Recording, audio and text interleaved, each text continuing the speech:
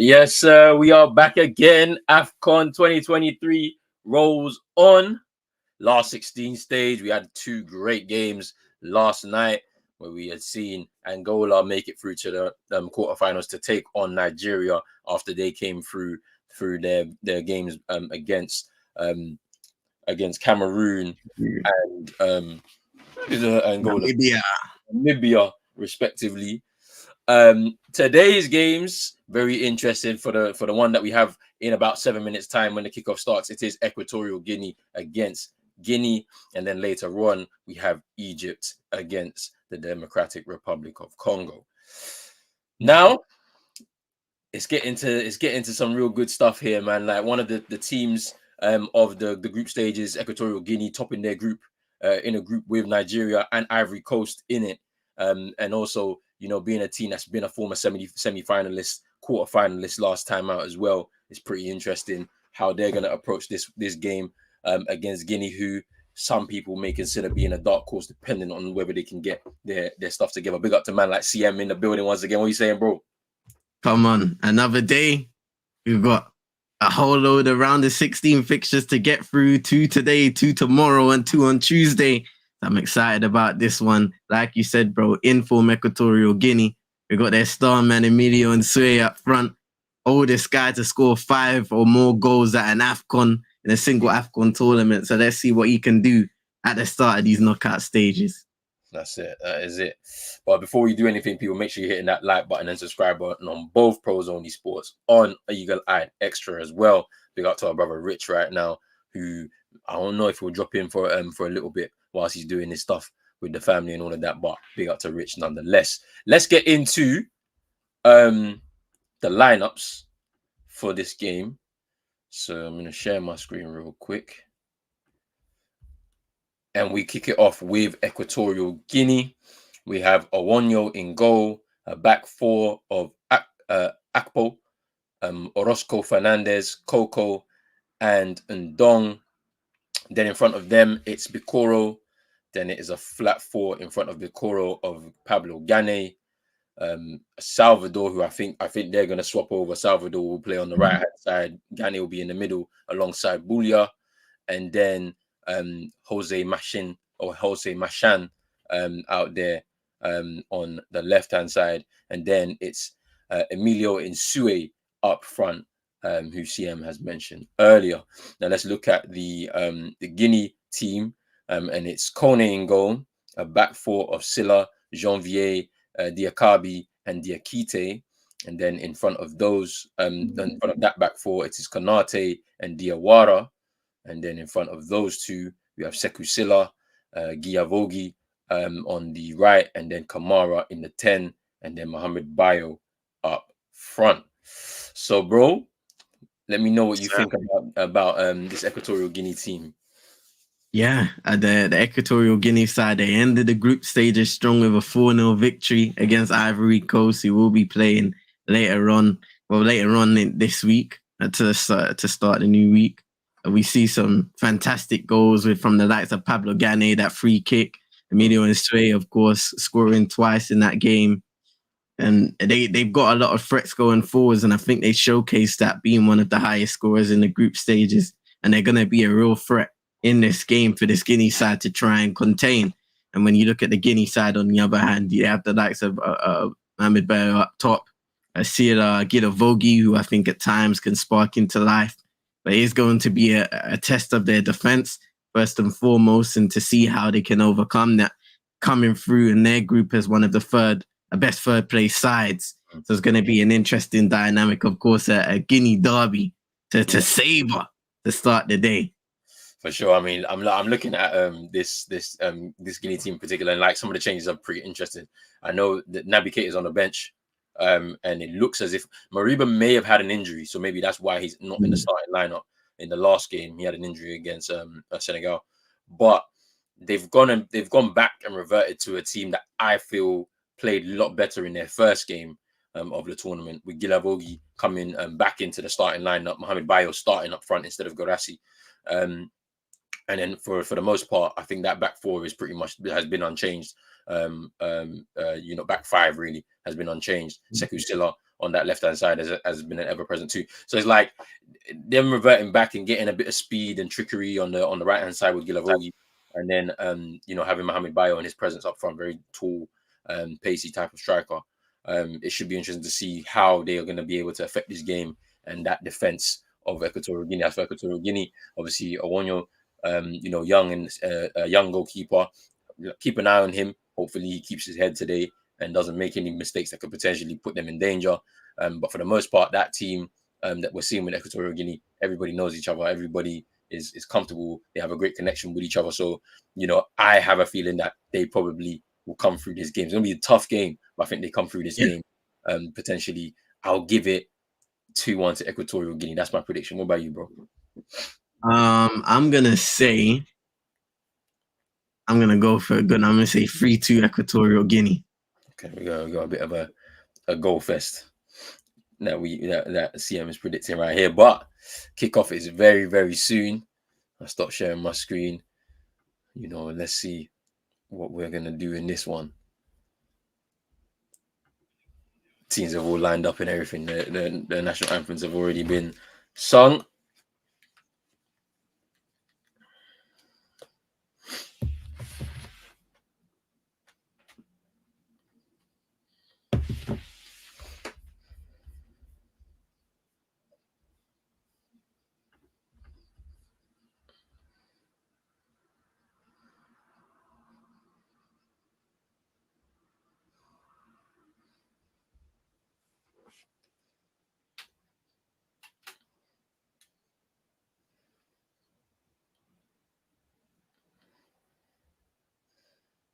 Five goals in the tournament already for Nsue is crazy, I'm telling you, bro. In form and the way they're playing, you feel like he's just going to get more and more as this tournament goes on. Especially if they're able to advance into the quarterfinals, they have a really good opportunity to add to that goal tally.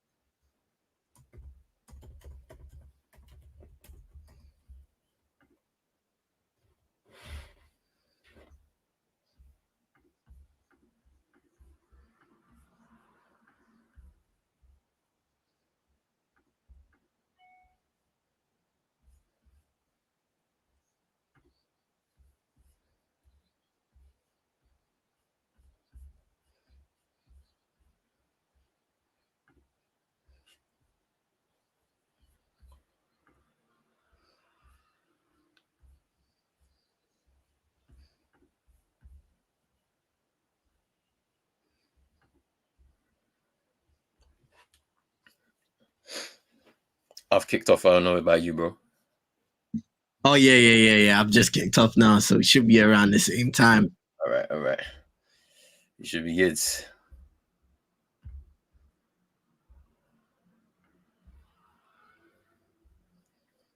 Big up to Big Task at Hand, saying the Knicks. Hey, the Knicks are looking pretty good since that trade with OG Anunoby. Looking good. But obviously Julius Randle dislocated his shoulder, so you have to see how long he'll be out. Might kill the momentum a little bit. But they're looking good, man. For sure. Let's see what kind of moves they make, though, ahead of this trade deadline still. Guinea playing pretty well so far to start. Ooh.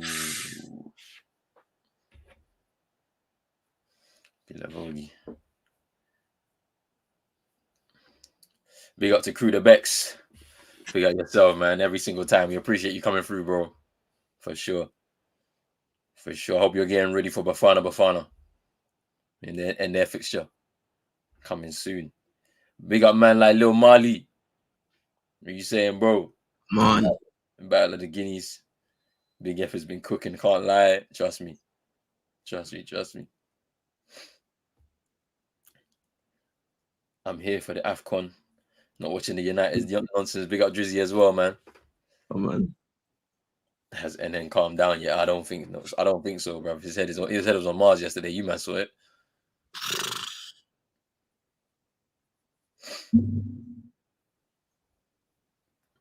Which Guinea are the man them supporting? I think Equatorial Guinea will beat this Guinea, but you just never know. The way the game's looking right now, Guinea are actually forcing the issue. It's been a really confident start on ball. Being the aggressors in possession, and it's a nice ball forward once again with a strike.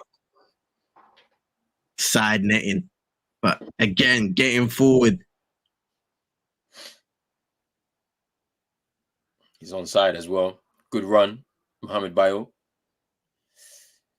Just, taking a shot towards the near post. Maybe should have just played it or taken the shot across the goalkeeper. Maybe just cause a bit of danger. Mm-hmm.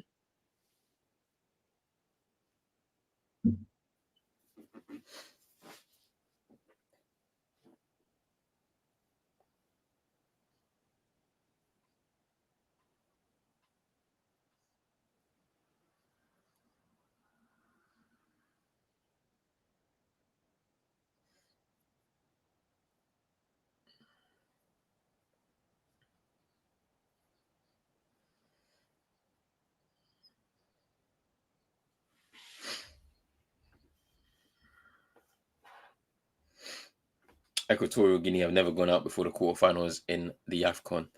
Yeah, it's true. Semi-finalists in their home tournament in 2013, I believe it was.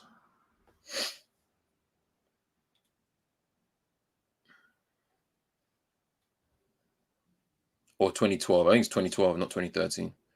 It was 2012. And 2013 was in South Africa, if I'm not mistaken.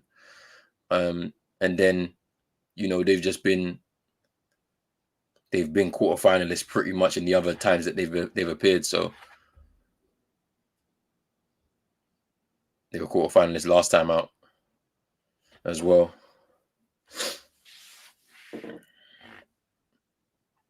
They haven't really settled into the game though, bro. Like, what do you think? Yeah, Guinea so far on ball. They've been really direct, looking to get forward, especially in wide areas, playing it to their target man, of course, Mohamed Bayo. They're on ball now to see what they can do, but even then, they're being pressured, dispossessed quite easily. They definitely need to improve.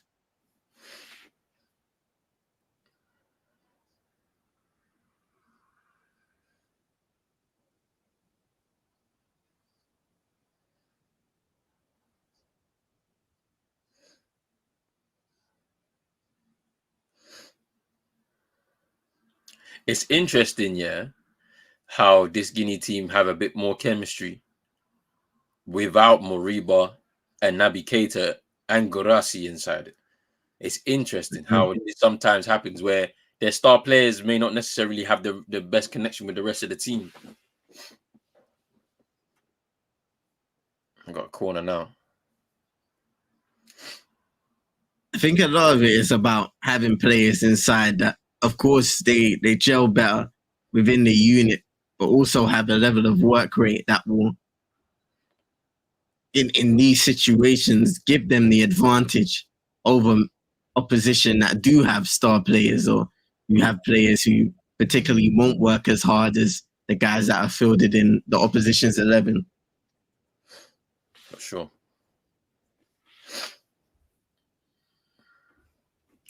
Drizzy saying, but let's have a serious discussion. What does the big nation need to do to fix up? Look at Ghana, Nigeria, Cameroon, Tunisia, even Ivory Coast and Egypt. These teams now struggle against a lot. That's a big discussion to have. I can't lie. You know what? When you look at a lot of these teams in particular, they have players who, are almost synonymous for playing for their countries. You look at Ghana, you look at the IUs, at Egypt, obviously. Even though he's not going to be there for a few days, you have your Mo Salahs and co. Ivory Coast, they're somewhat different because you got a younger side there, really going into a brand new era. So hosting the tournament kind of came at a difficult time for them, because even though you would have looked at it and you would have wanted them to go far, and they may still go far, given the lifeline that they have, it's difficult when you have young players and you're trying to kind of acclimatize them. But it's also good experience too. I think a lot of these places, there are a multitude of problems when it comes to their federations and how things are managed financially in terms of developing and continuing to develop the talent that grows internally in the country, but also the people that you're bringing in to develop that talent. And yeah, I think that's the most important thing, first and foremost, for a lot of these federations, sorting out how they want to move forward as a country, looking at the competitions that are coming up, whether it's Afcon, whether it's the World Cup, and how they want to prepare, how they want to also invest in advancing their technologies to get closer to being one of those superpowers, not just in the continent, but over the world, because I think that should be a name for a lot of the big countries. When you look at how, and we brought them up multiple times, Mauritania, and there are a multitude of small countries, considered small countries at least, that have really showed these teams up because of their ambition, because of the way that they've invested. So these teams also need to adopt those same ambitions in terms of investing and improving the club sides, the country sides, and the developmental systems, so that they can find a level of consistency instead of kind of relying upon those mainstays to continue driving them forward even in their older ages. They should be looking to turn over and transition to youth. Yeah. The problem I have with that is, like, in Africa, it looks as if like they're on this kind of race, right, to try and catch up with some of the elite teams in the world. And because of that, a lot of the players that are in their country systems get overlooked. And then you're trying to fast track yourself by bringing in players from the diaspora and bring them into your team. And that might not necessarily have the best implications because there's no chemistry with some of those players and some of the other players that you bring in. So, like, for me, it's like it has to start at youth level. You start from the grassroots. You start from the youth levels in the setups, and you build from there. Like, you have 5 and 10 year plans and know how you're going to maneuver through those 5 and 10 years. Then the investment, obviously, we keep speaking about it. The investment is important, but then obviously you have to eradicate the corruption too. We can't have corrupt leaders in front of these, or representing these federations, making decisions that negatively impact the teams.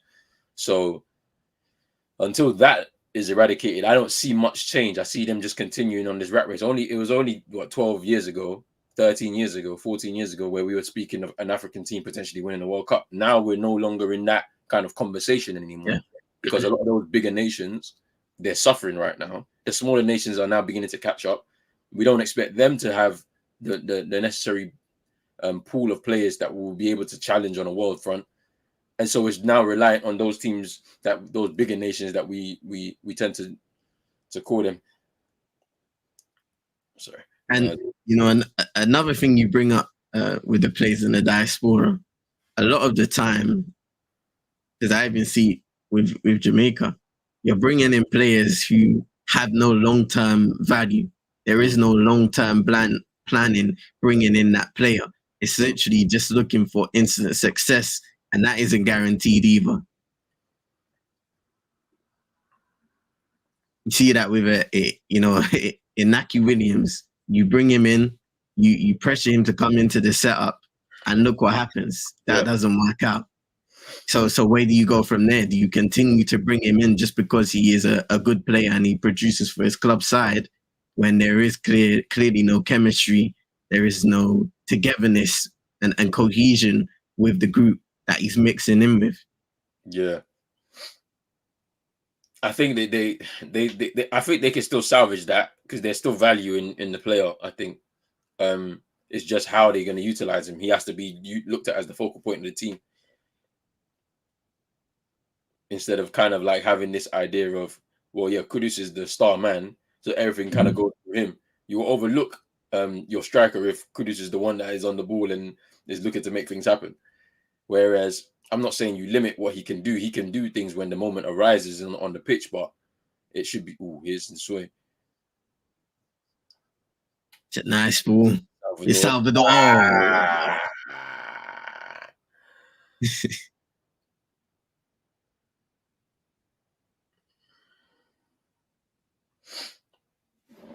But yeah, like I don't know what's going to happen in regards to how we change, how these bigger teams are going to come back, because like a lot of them are in shambles. You look at Algeria, they're only 5 years removed from their last Afcon, and just the manner in which this last 2 years for them has been, it should have called for change at the end of last year, or 2 years ago, nearly now. But they didn't change it. They continue to muddle through with some of the older players in their squad. Some radical changes will need to happen. Bigger players are going to have to retire. You have to leave room for some of these younger players to now become full internationals.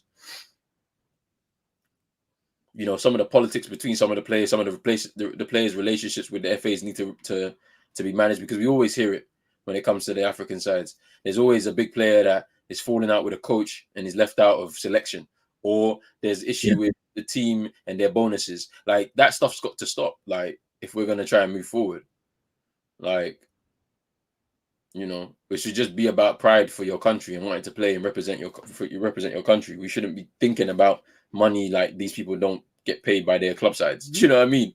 That's the thing that just doesn't that really annoys me.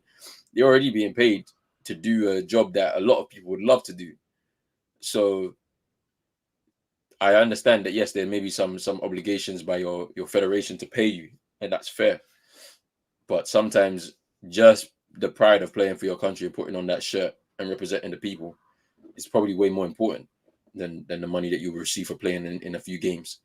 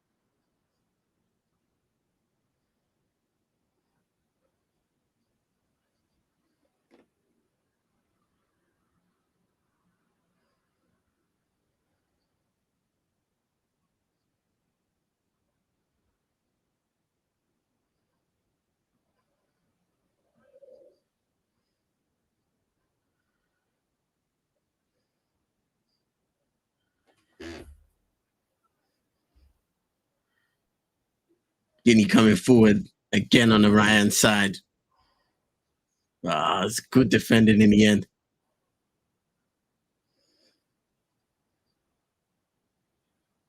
It's Kamara.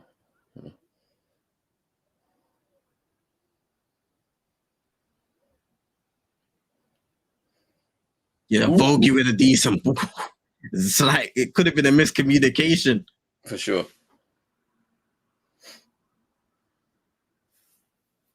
Yeah, by Coco and Awono.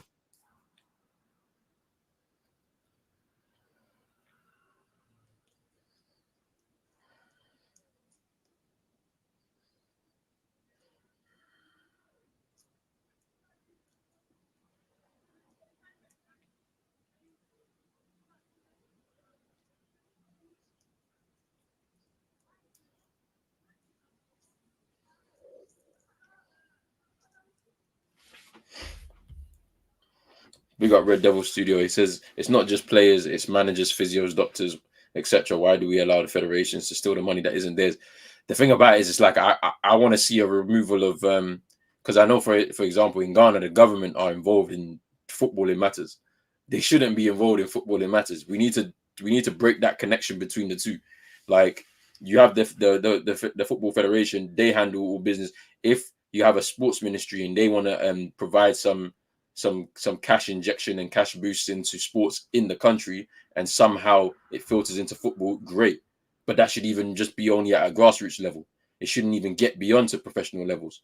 Do you know what I mean? But yeah, no, I 100% agree. Like, you know, our federation shouldn't be stealing money that's not theirs. You know what I mean? It is what it is. We need to change that. There's a foul. Yannick Bouya down.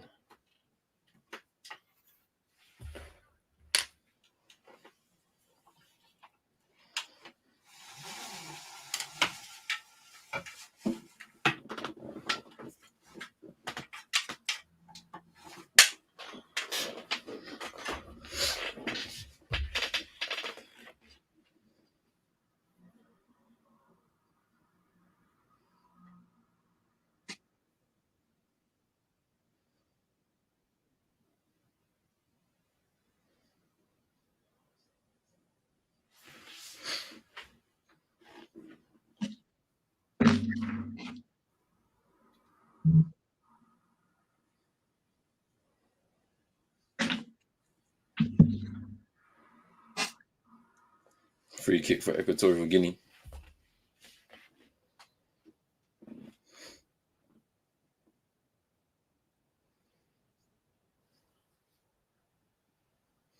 Ghana couldn't get it past the wall. Scored a great free kick last time out. Unable to catch that one.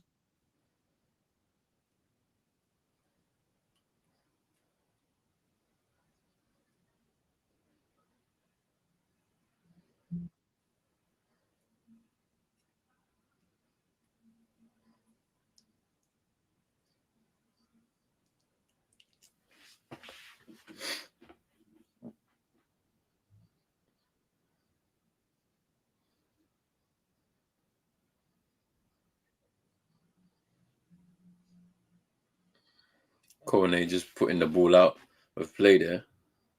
He's apologizing to his teammates, but that was pretty reckless. Yeah, for sure. Don was trying to take a quick free kick, but he wasn't able to. No, a quick throw in, but he wasn't able to. Game has settled down now, I think, for Equatorial Guinea. Pushed up the pitch a little bit. Now they want to try and get some spells of possession.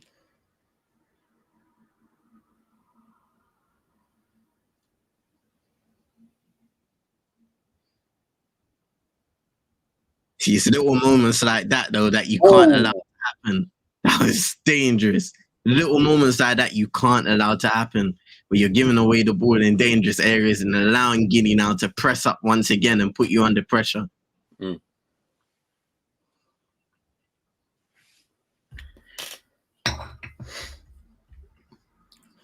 Big up Abdoulaye Decore. I hope you're well, bro. Thank you for coming through. Appreciate the support. Yes, sir. In Ghana, the former sports minister of sport lost his election. In the Ghana election, people are still vexed. FIFA have banned nations whenever the government has been involved with the Football Federation. I'm not saying it should ban Ghana, but it's surprising they haven't looked into it. Corruption. That's all I can say. Somebody's getting paid at FIFA, so that doesn't get investigated, but it does happen. Like, the government are definitely involved in footballing matters, you know, for Ghana for sure.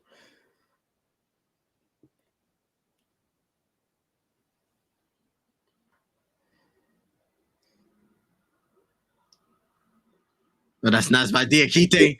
Oh, he goes down. Foul. Oh. It was a good play by Diakite. That final part, though.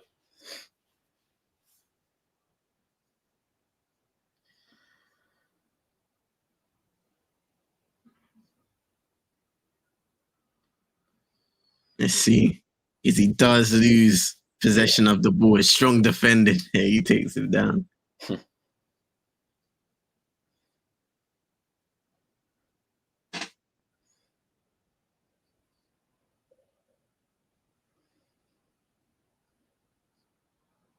Federico Piccolo just extremely hardworking. It's that furthest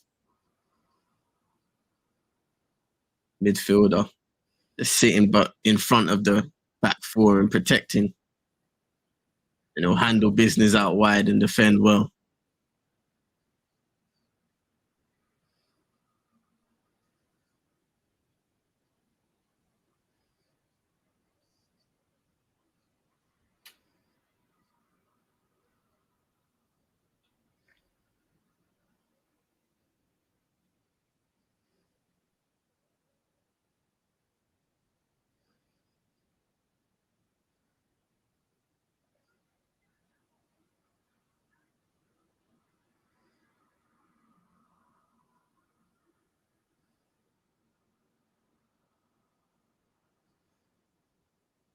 Nice ball forward.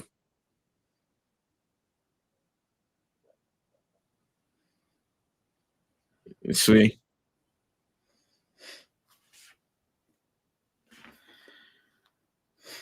A tapo. Good defense.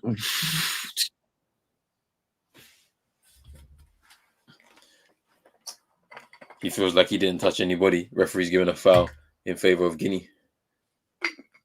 Yeah, their arms are kind of locked. Like you said, and Akpo. I know. So it is an unlucky foul to give away.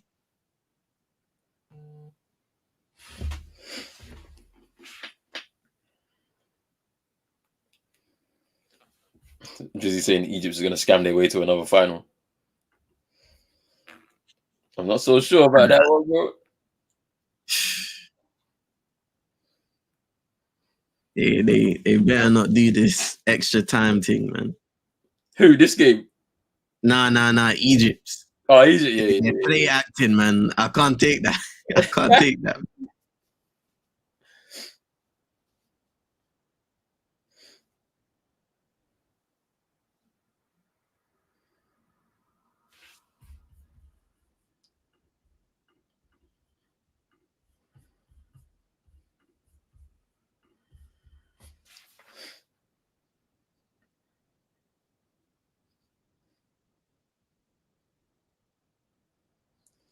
Ooh, Salvador. He's scrapping there. Yeah, not blessed with a lot of pace. Probably wasn't anticipating the pass either.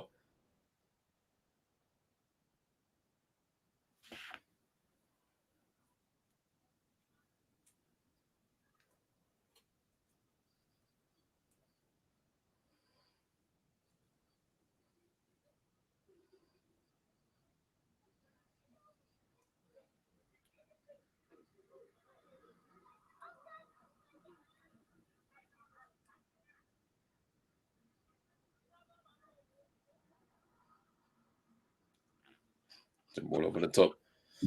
Ooh. I want to see it out well at the end.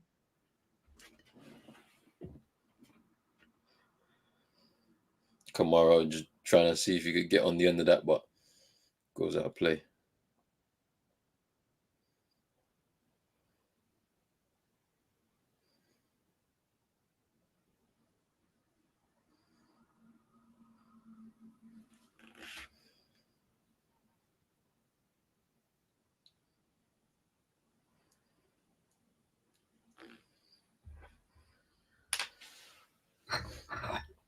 And here's Coco on the ball now for Equatorial Guinea.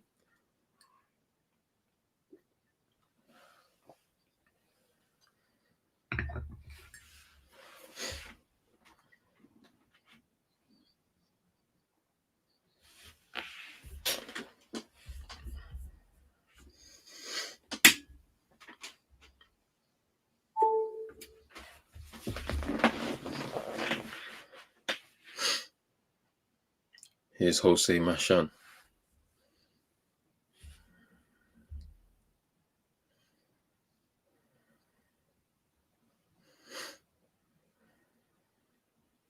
Caught him. It's a good ball. Ball out. Can he get that? No. Oh. Much.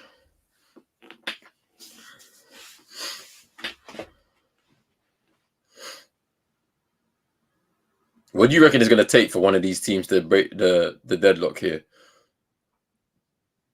Man, I think both sides, they've got into very good positions, but it's just been about, once again, a final action, the final ball, the final shot for either side, to be fair, because I think Guinea themselves would be happy with their start, the positions that they picked up, the way they've been able to attack Equatorial Guinea in intervals. Equatorial Guinea themselves probably have been the second best side, and even in attack haven't really created what Guinea have been able to. So I think for Guinea, it's about getting into that position and then being able to execute, make the right decision. For Equatorial Guinea, for now, I think the focus is just trying to get a grip of the game in possession and carving out a couple of opportunities to see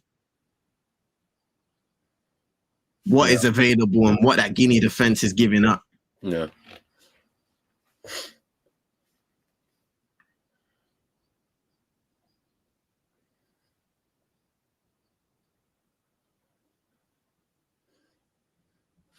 Ball breaks down and Kone now has possession.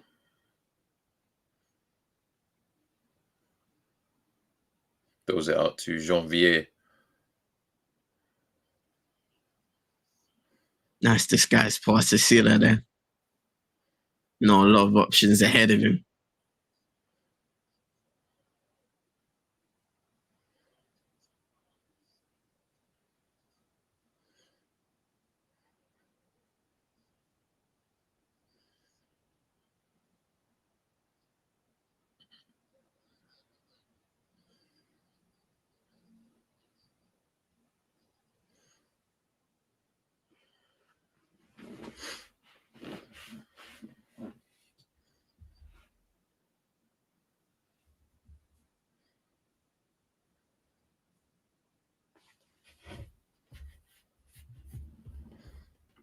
Drizzy said this game is boring. Let's talk about the best Afcon you like. Well, Drizzy, what Afcon would he like? Ghana haven't won any of Afcon, so how can we talk about the ones we like, man, in recent years? 2008 was good. The one in Ghana was actually pretty good. I enjoyed that one. That was a good one. 2006 was good as well. 2012 was good. I thought 2013 was also good for me as well. I think 2008 was also good. I think that was in Angola. That one, that was good. That was a good one still. But yeah, no, there's been quite a few good ones.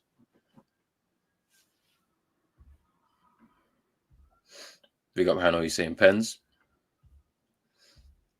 Wait, I don't know. That's gonna be interesting if it goes to pens. Yeah.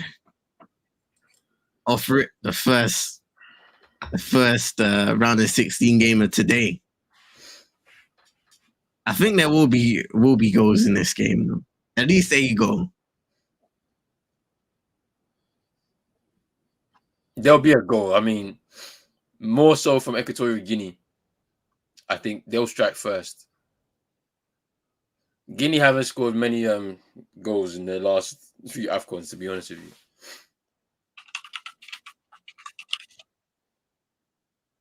The last time they scored more than 2 was, I think, 2019, maybe. I think so. So they're a team that, like, from an attacking standpoint, they don't score many. And this is why it was interesting to see Garassi coming in, because he's had a really good start to the season for Stuttgart. So, but yeah, cooling break.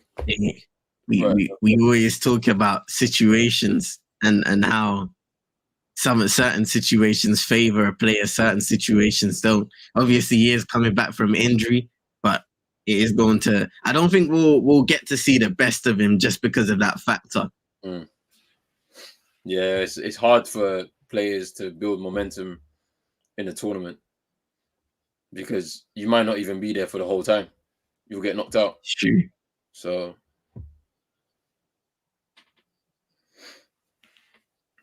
2008, you was in Accra for the Guinea game. That was the day I left Ghana. Fair. I think my uncle was there at the time as well. He was in Ghana when they were playing Afcon.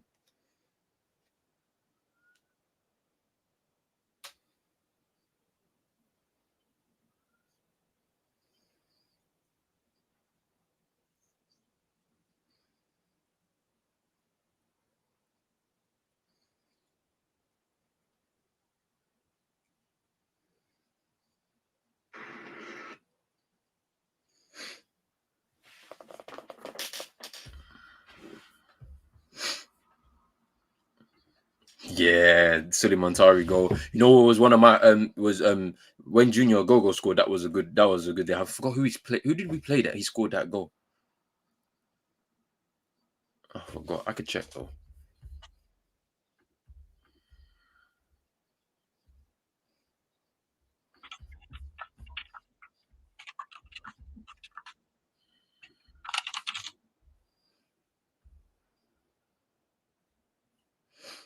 Is he saying it's Nigeria? Yeah, you guys Nigeria. I remember that one. That was good. It was a good goal.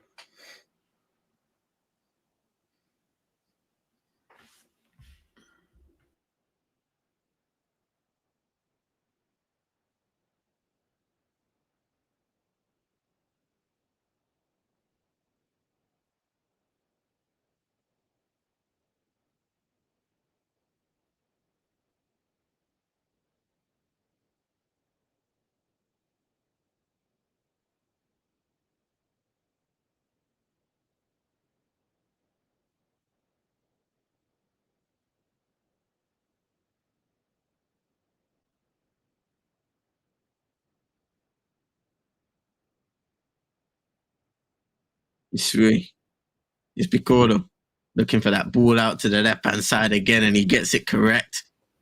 We've got a corner kick now.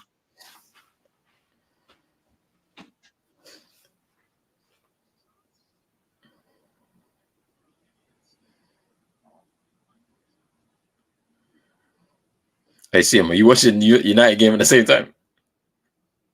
I just have it on the other side, fam. Oh, okay. I was just say. I'm not even paying attention too tough, bro. I saw them man gotta go back. Bruv, if they don't beat that team, then I don't know what to say. I don't know. Honestly.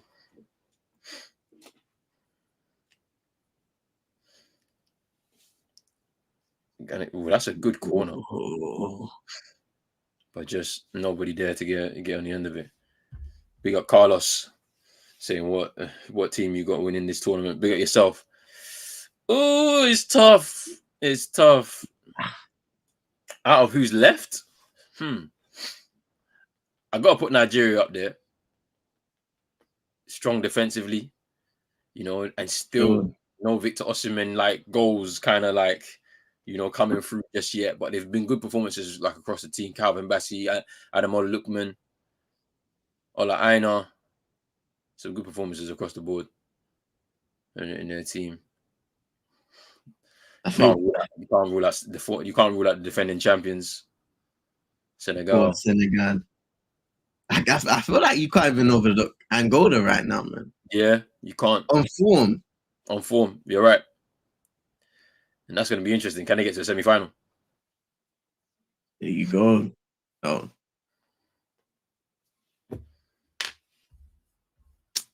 Stream stopped him. We're back. Yeah, it's from me too. I just refreshed it. I just had to refresh mine.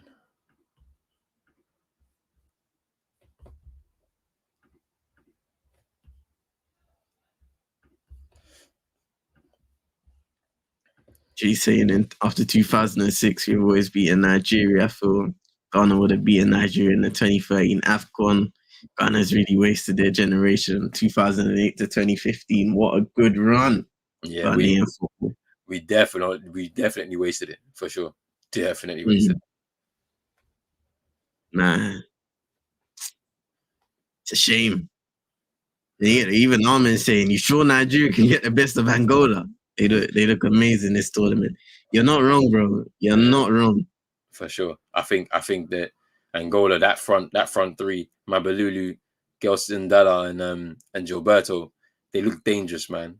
Yeah. They look dangerous, devastating on the counter for sure. We'll see how it all works in that game. I mean, Nigeria are gonna have to work hard to be able to beat them. And this is what I'm waiting for. I'm waiting for a real test for Nigeria to see if they are actually better than they were 2 years ago. Because the team looks better, deeper, strong defensively. They have somebody up top that can really get them a goal and get them out of tight situations. But when the real test comes, can they handle it? I wonder.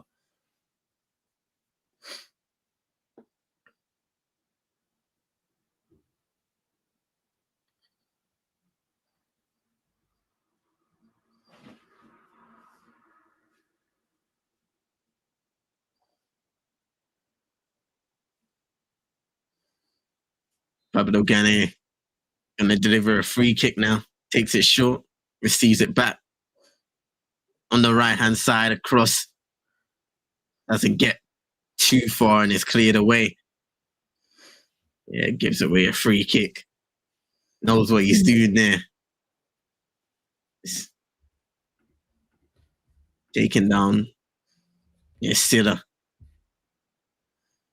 No way. Giving Guinea a free kick. No way. Yo, it's 2-2. That's crazy. Oh, that's funny, you know, man. That's funny. Crazy. Big, strong team like yourself. You can't beat Newport County.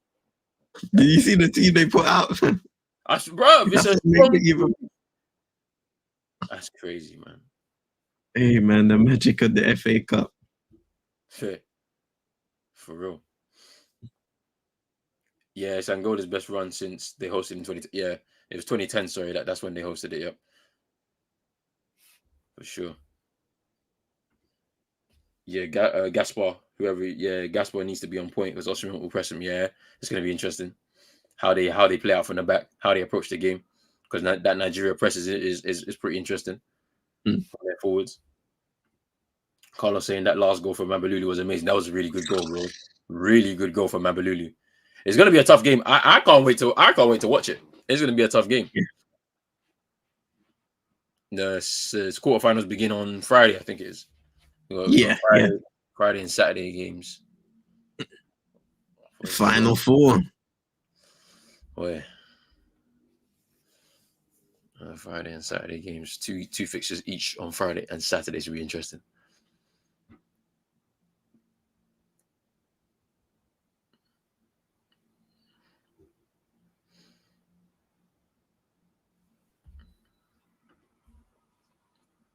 Yeah, you can't rule out Egypt as well. Egypt, obviously, 7 times winners, looking for their 8th Afcon. Morocco, as well. You can't even rule them out. You know, had a tough game against Zambia, but you know, I'm sure they'll regroup and try and push again.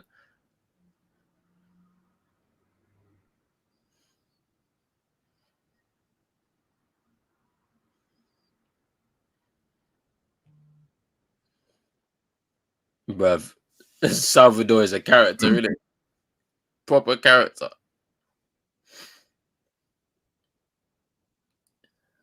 Every opportunity he gets to go down, you will. and best believe he's letting the referee hear about it. Trust me.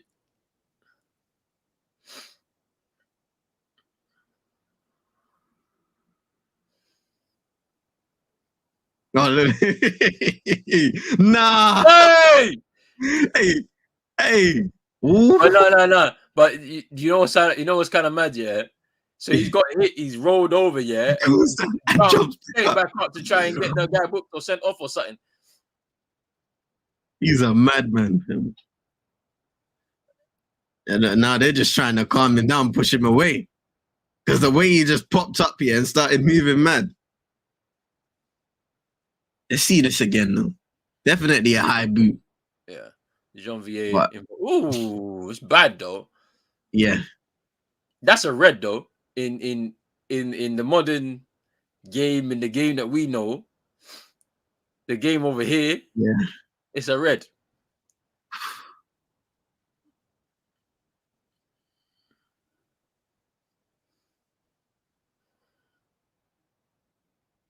think what saves him in this scenario is the fact that he isn't forceful and doesn't directly connect with his face studs. But do you lead with your leg that high though when you're trying to win that ball? Like it's kind of crazy. Shouldn't. You shouldn't, right? Yeah. Like, but hey, they got a free kick, and he's been booked, Janvier. But yeah, like Drizzy said, it could be a red card incoming today.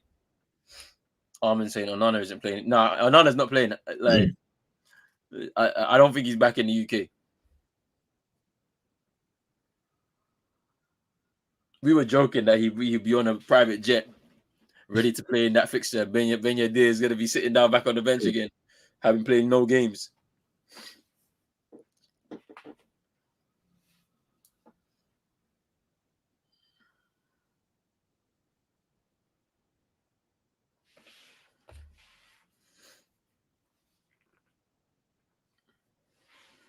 Free kick for Equatorial Guinea. Salvador is over it. Takes it short to the edge of the area. Shot's blocked by Pablo Gane. Can't get that shot through to goal. And now there's a breaking opportunity here. There's numbers forward. Here's Kamada. Oh, the defending just good enough. Ooh, that was good defending there. Good defending there. But Kamara hesitated. He should have taken a shot or something.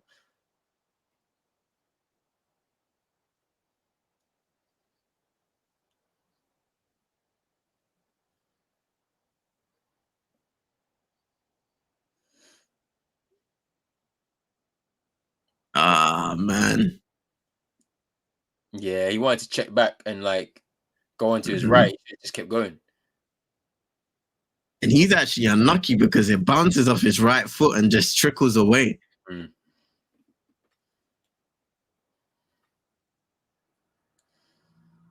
Try to check back onto his right. He should have just shot. He should have either shot with his left or just kept going. Here's Guinea again.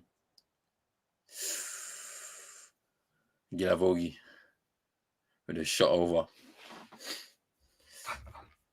Guinea have woken up again. Trying to push forward now. Towards the end of this first half.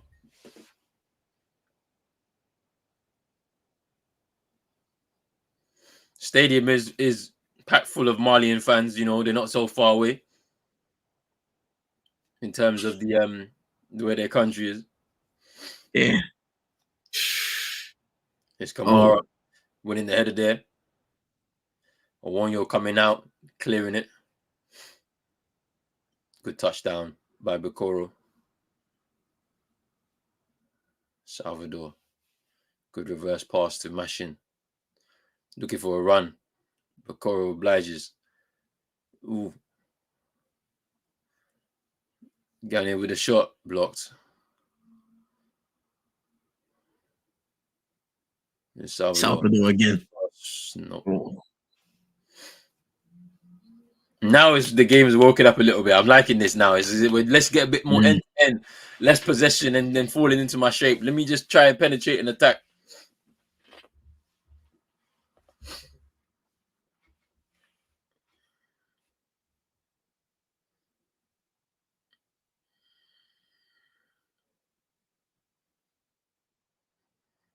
Got 3 minutes added on to the 45. Moving the ball well. That's nice. It's the ball over the top now. See that? Fouled.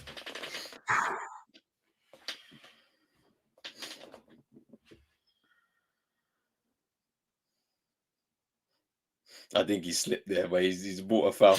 It's pretty interesting. There, Sekusila.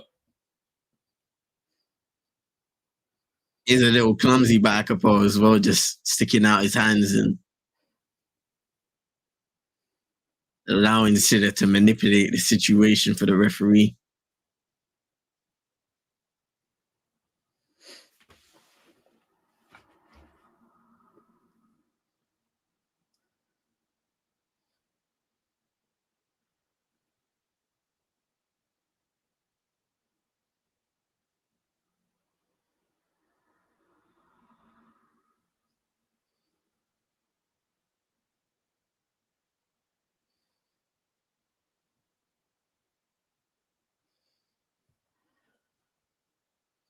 That'd be a really, really good opportunity now for Guinea to potentially take the lead, shock their opposition before the half ends and whistle blows.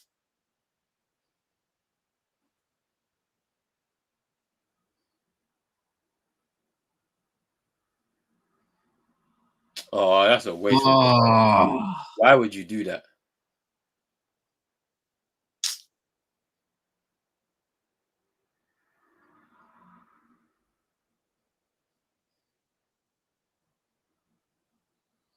It's a foul. My dear Carby.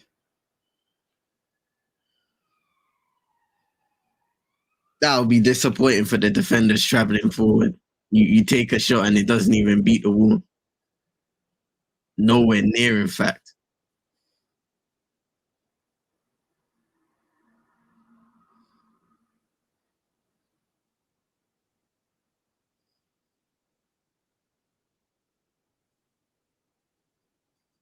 Hey, what's he doing, bro? Brothers wilding out, you know. What is going on?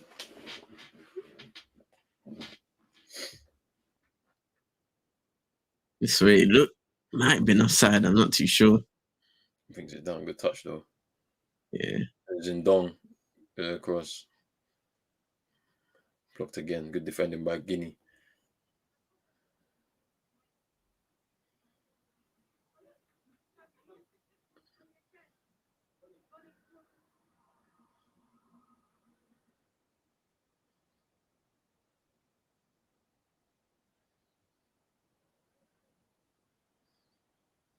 All right.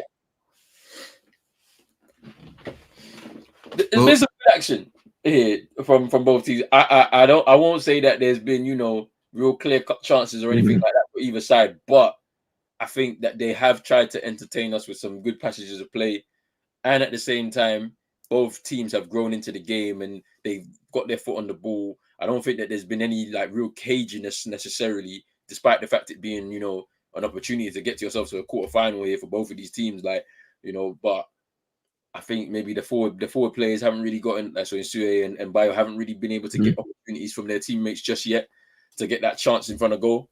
But it's coming. It's coming. There's a lot of battle going on in the midfield, between these two sides. Likes of Kamara, Gane on either side, just jostling, trying to see who's going to come out on top there. But been a good first half so far. What do you think, bro? Yeah, I think it's operated in spurts where, especially at the start, you see Guinea having a lot of momentum, pushing forward, trying to create that opportunity, and then they kind of back off. Equatorial Guinea had their moment in possession where they try to compose themselves, grow into the game, and towards the end now you're seeing both teams getting forward, trying to affect the game in certain ways in that final third. And I'm feeling positive for this second half, because if both teams can come out the way they did, the way they ended that half, then we're going to see a very entertaining and hopefully chance plenty second period. Yeah.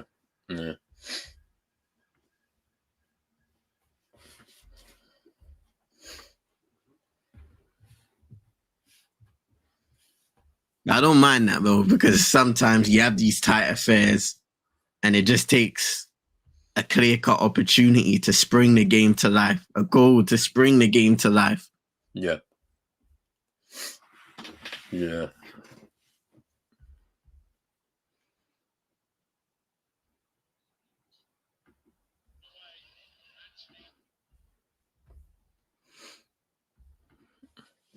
I'm just looking at this United game and I'm just saying to myself, what's wrong with this team?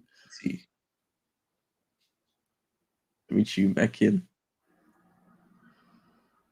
Boy, I don't know if there's anybody in the. I don't know if Drizzy's been tuning in or anybody in the comments. Let us know what the performance has been like in this second half, because it looked to be pretty routine in the first half. They were getting in behind a few times, and then that's when I kind of tuned out after the first two goals.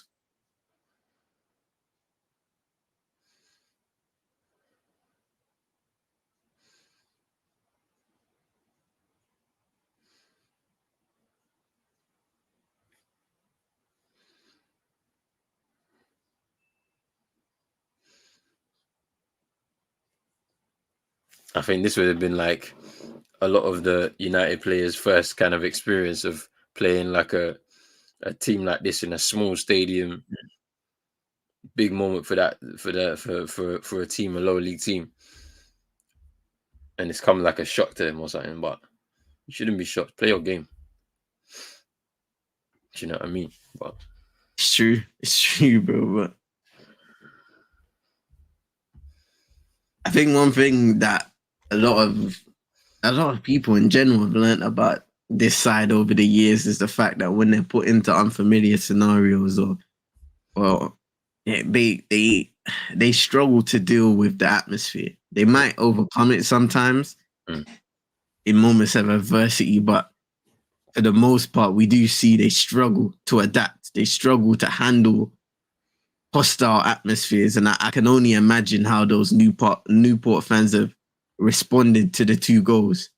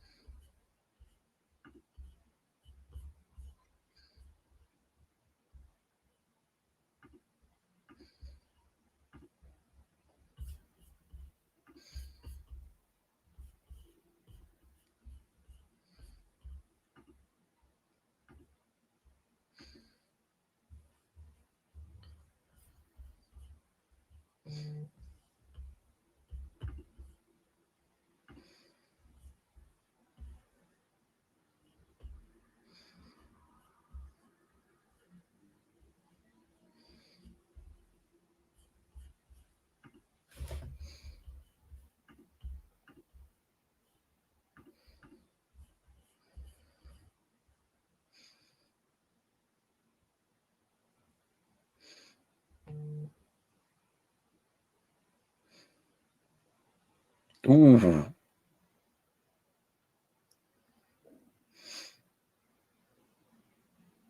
Oh, he scored. I thought it was offside. Is that Anthony? Yeah. Interesting.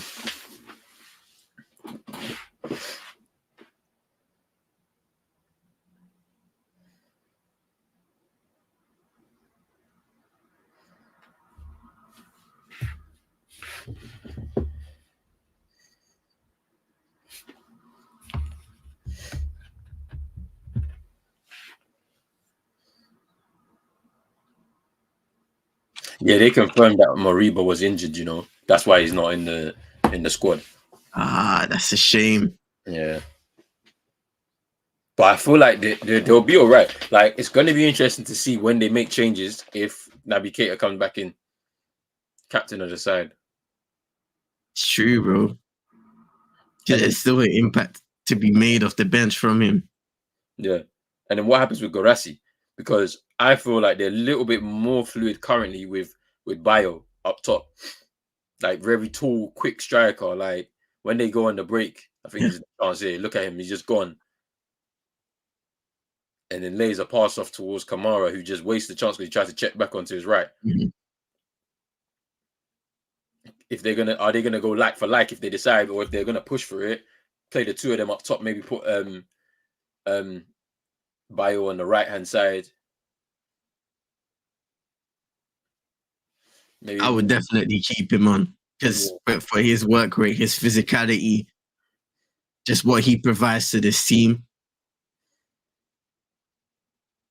And maybe put Giavogi onto the left hand side. He's left footed, so you could potentially have him just on his favored side, crossing the ball into the box. Mm-hmm. To take advantage of the height of both Bayo and Guirassy, to be fair. But it should be interesting. I can't lie, man. I might need to see if I can let me get my IPTV, bro, so I could be watching Super Sport more often. Yeah. Their halftime analysis is actually good, bro. That's what I'm saying. Like, but then it gives you an opportunity to watch some African leagues. Like, I want to watch some South African league and stuff. Yeah.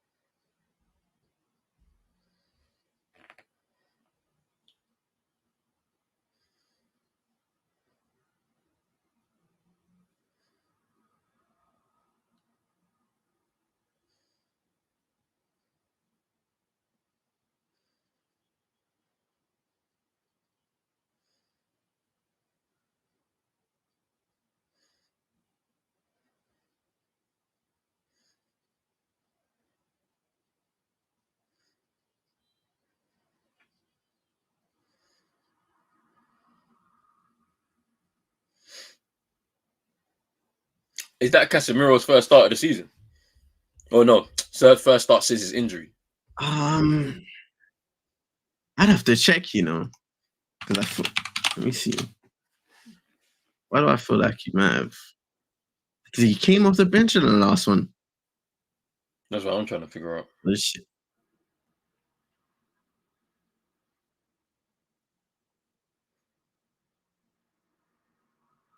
Let's see. Ooh. Okay, he didn't come off the bench against Spurs. Yeah, it must be. Yeah. Again.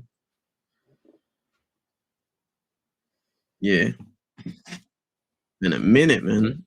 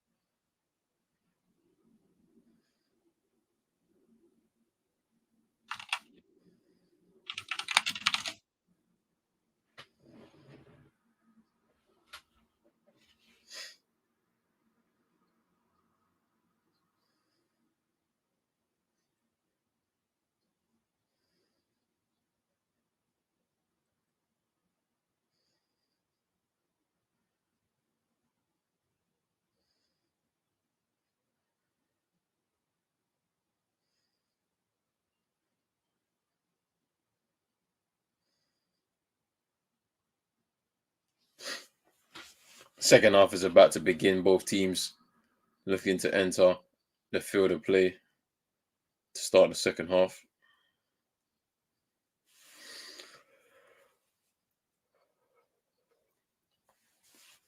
Excited to see what this one will bring. I think now is an opportunity after the first 45 for both teams to really go for it. Yeah, no, that was Anthony's first goal of the season to give United the lead again. Winning 3-2 now. I wonder if they can see it out, to be honest with you.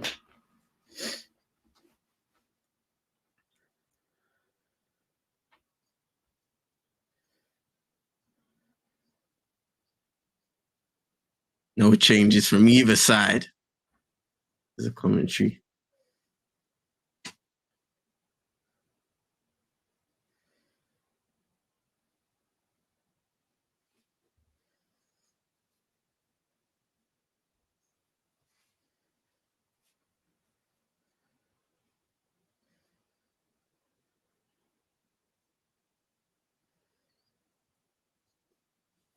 And we've started the second half. Here's Coco.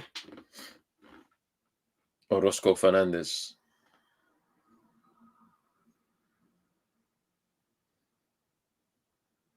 Yeah, Sensei and the nerdy go from either team will energize the match for sure.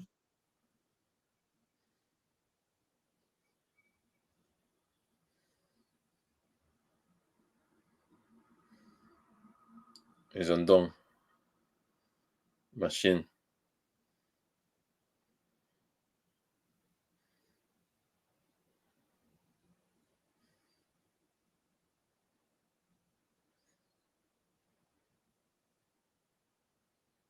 That's nice. Better to win it back. Yeah, space to work with. Insue plays it back. Insue over the bar. It's a big chance. Ball bubbled around. Eventually finds his way at the feet of Insue. First chance over the bar.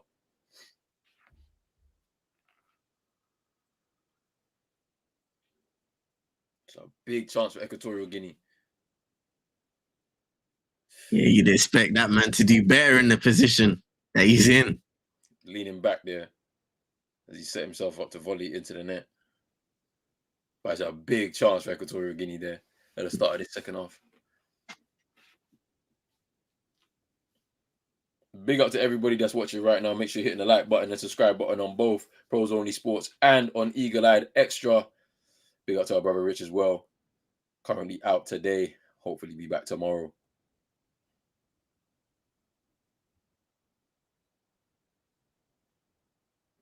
Salvador in the mix again, getting fouled by Silla. And it's interesting because they're having a little battle now.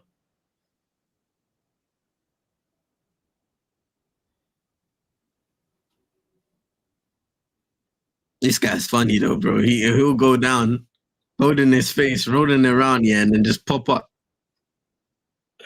Yeah, for sure.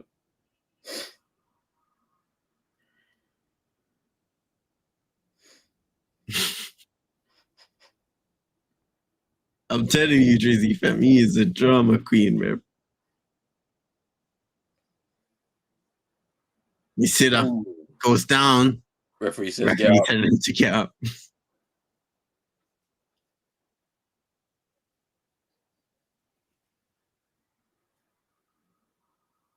You see it again.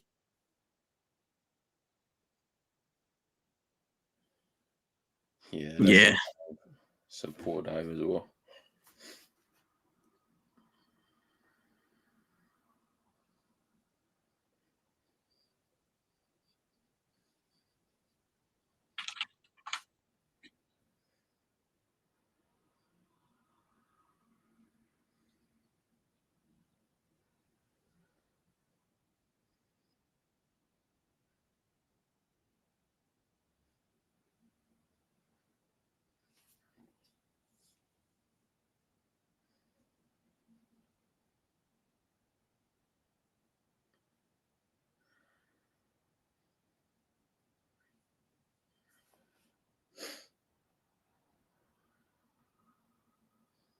It's poor from Orozco Fernandez. Just pushed out of play.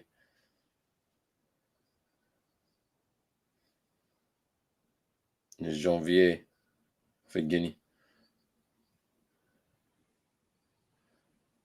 Salvador into Bikoro. My stream is gone. No, it's back. Cool. Salvador is in Sui. Gives it away. Breaks down. Guinea It's now. nice work there by Bio, and he plays it in. Guinavogi is in.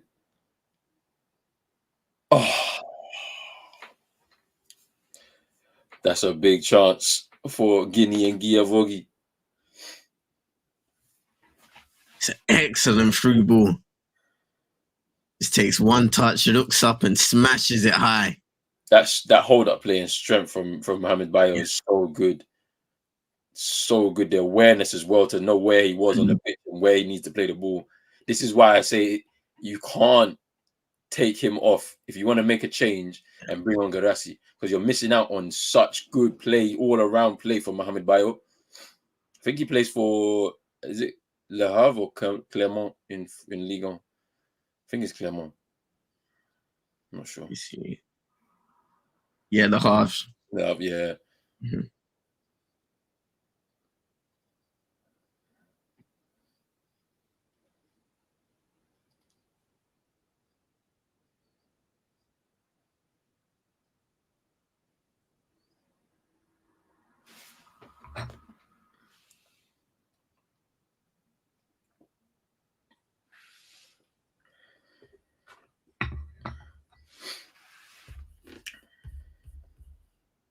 Big up now. Big up now. You know what it is, yeah? It's so tough to do it because of these backdrops that you have here. Like if I was doing it with just myself, I'd be able to probably do something, but I don't know how to figure it out for when we're doing a shared stream with like different people and stuff on there. I need to figure that out. But yeah, it's something I want to start doing when we're watching football together to be able to see if we can do this and put the time on the screen for people.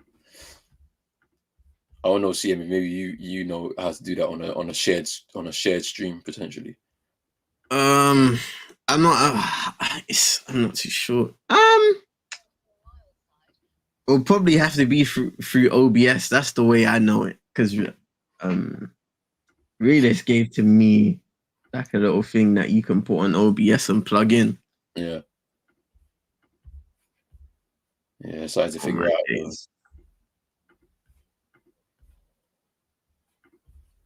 Oh, we back. Stream went out. Yeah, mine went out, so I had to change it.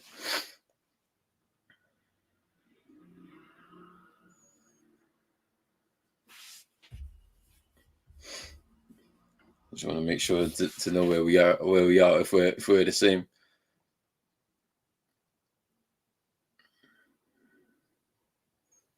I'm at 52:30 now. I'm just seeing replays of. Woo! Yeah, I'm behind.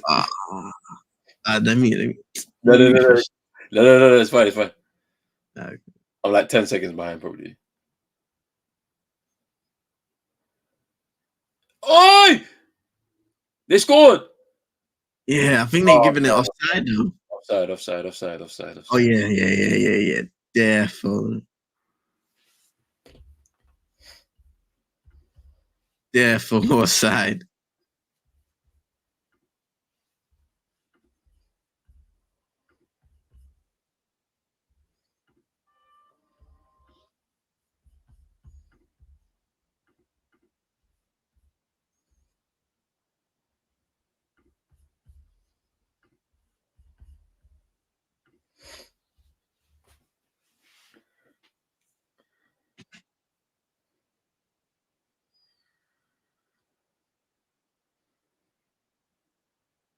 It's Coco.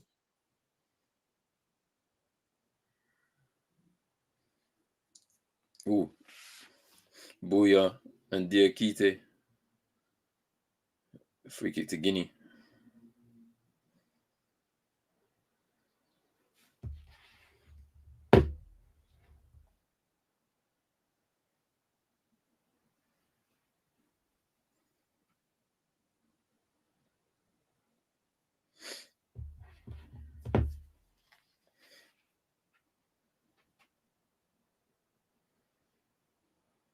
Oh, that's nice footwork there. Ooh. His bio. Oh, That's ooh. I thought it was gonna go all the way through. I thought he was gonna turn. Ah, I thought he was gonna turn. here they come again. Oh, hey! Hey! Bikoro! what are you doing? What are you Red doing? card. It's a red. It's a red card, and it has to be. It has to be. That is a red card.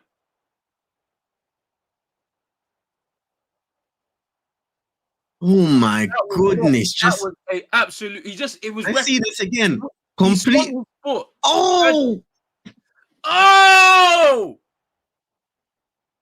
That follow through was just mad by Bikoro. nasty. Like, I know he got the ball, but the way his foot just goes straight into the midsection, no. Stud first as well. Federico Bicoro sent off.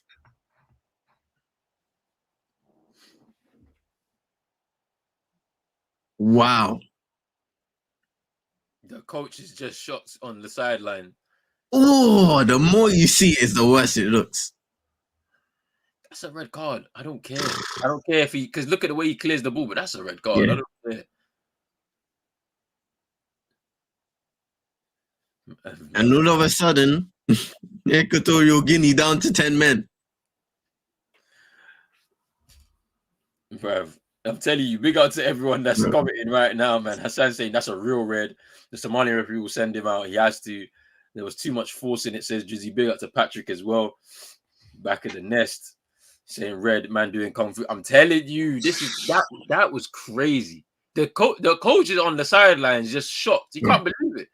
I don't know how they could be shocked about the actual red card because it's a red, regardless. But that's such a big moment in this game now because really swinging on its head. Bikoro doesn't want to go off though. He's got to go. I don't know why he's still standing there thinking like.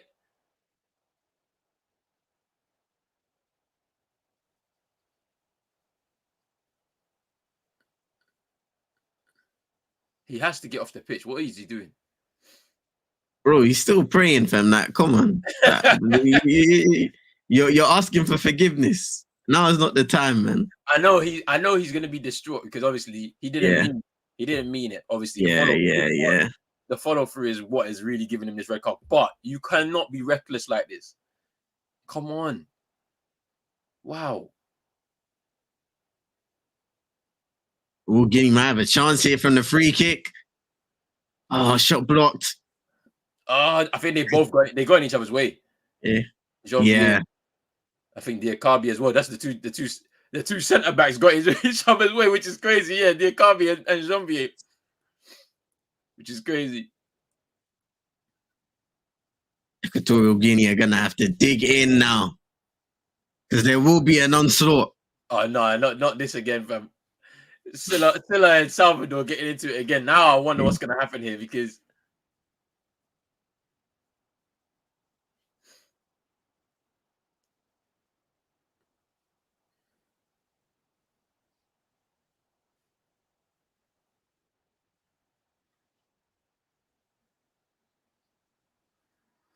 Hey, I don't want them to be going to penalties, man. Guinea, do your thing and win, man. Because take your man advantage.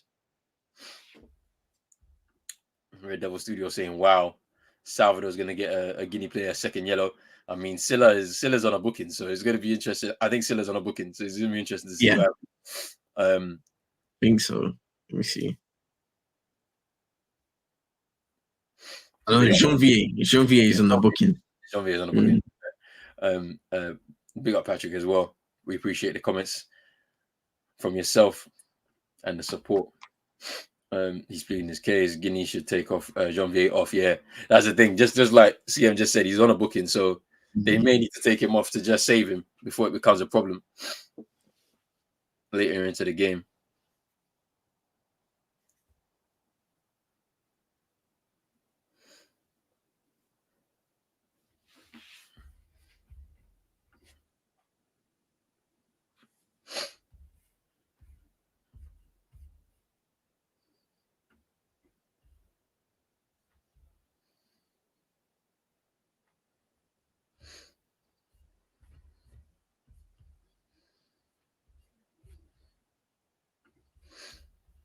So Girassi's coming on. Guidovogi. I mean, it's interesting because putting Bayo on the right hand side now potentially and putting Girassi up top, there's a bit of pace because I think that's something that Guidovogi's not really the paciest winger. So you put Bayo there, there's opportunity to exploit on the break. But let's see how they approach it though.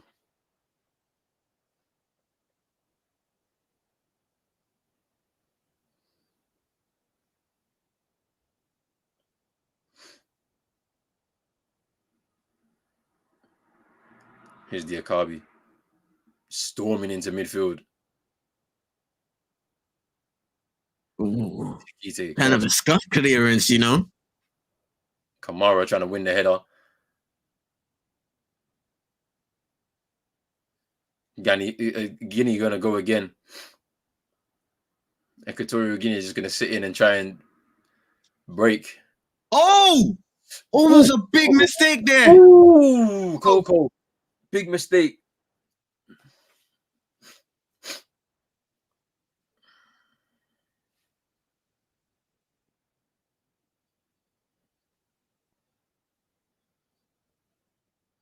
Good ball over the top by Silla again, and as Coco tried to get control of it, he just got it all wrong by trying to get a shot away, and it's a good recovery. It's handball.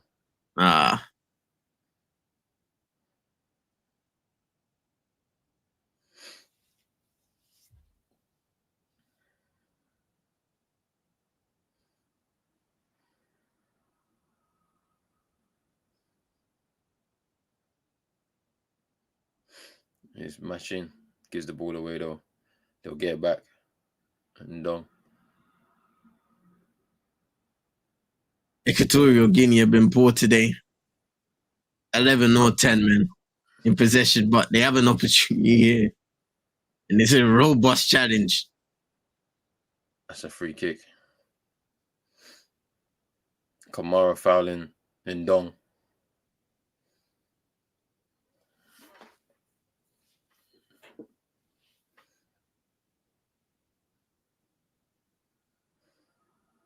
It's a pretty poor challenge from Kamara there, you know. Yeah. Doesn't need to go in that.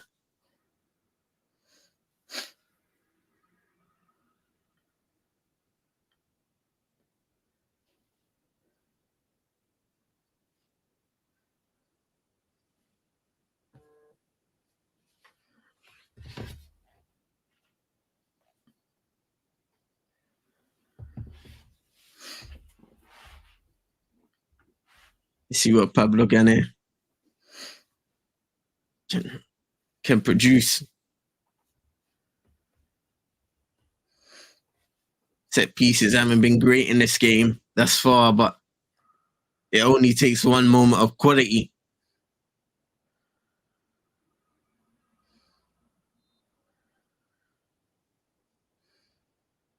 Takes it short towards Salvador, who goes down again, and the rest of the see. Nah, I don't know what this is all about, man. This play acting thing. Bro, it's actually foolishness now, man. It's foolishness. Look. Now he's there still on the ground. It's so annoying. They're now 9 men because he's out of the game.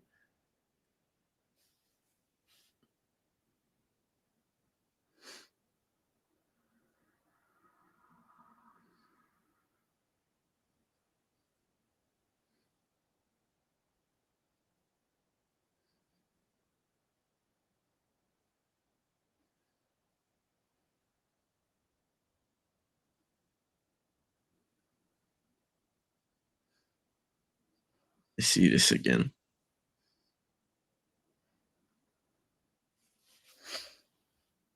I don't think that's a foul, man. He thinks it is, though. Because what's it called? His foot goes in. His foot goes in between Salvador. Salvador's already got contact, kicks away the ball, and he's going down. I don't think he trips him. Let's have a see. Let's have a look and see, because that angle looked like there was contact. That last angle that they replayed, but they're checking in the control room. That's a penalty. Who got the red? It was Bikoro for Equatorial Guinea. Armin.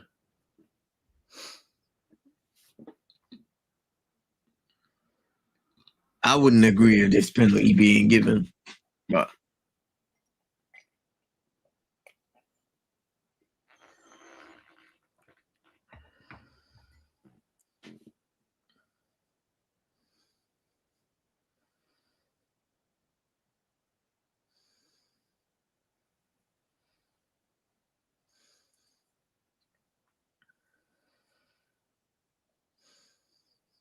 he's going to the monitor.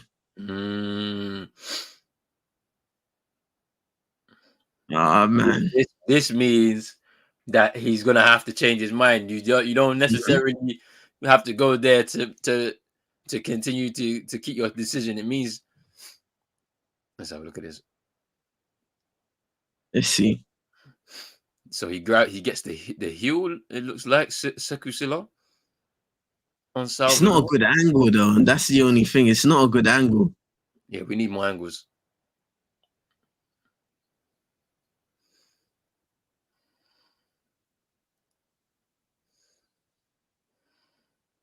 All right, let's see this angle. I don't think that's a penalty, man. I don't think that's enough for him to go down the way he does. And he's already kicking away the ball. He's kicked away the ball before contact is initiated. Like, it bounces off his toe. Yeah. I need another angle, man. It's just too inconclusive. That's not the best angle. This one isn't the best one either.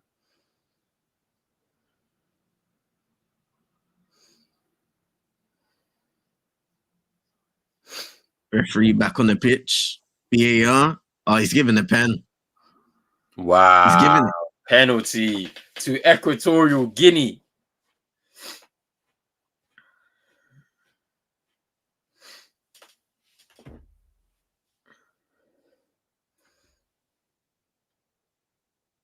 Salvador already dived his way to a penalty. Patrick saying there will be contact. Yeah. Pens given. It will be given now. Salvador's been cheating. Ref should have sent a message earlier to him. And 10-man Equatorial Guinea have an opportunity to take the lead here against Guinea.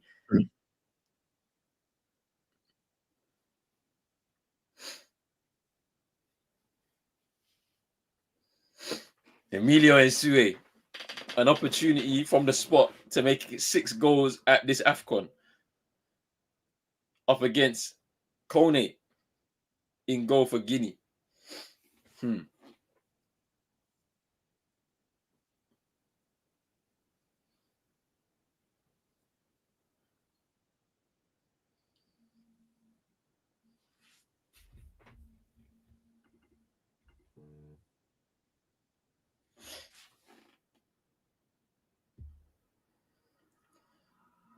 Puts the pen on the spot.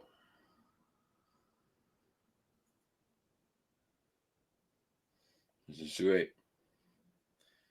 Whistle blows. Run up. Oh! Off the post! Nsue misses from the penalty spot off the post. Wow. Kone was beaten. He goes in the opposite position, but it just bounces off the outside of the post. Wow.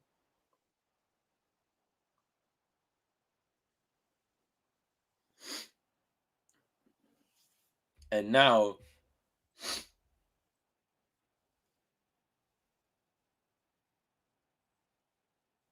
massive mistake. There's no Patrick saying justice is served. Drizzy agreeing with it. Ball don't lie. Ball don't lie. We have ourselves an equal game still after almost 70 minutes played. I think Equatorial Guinea are going to play for extra time and penalties. I think that is their game plan at this point. So it's on Guinea to go and get their winner, finish this game, and think about their quarterfinal game on Friday against the winner of either Congo and Egypt. That is what they have to do in this game now. And I wonder what's going to happen in this final 20 minutes plus added time. Oh, it's a ball that's broken now. Here's Diakite.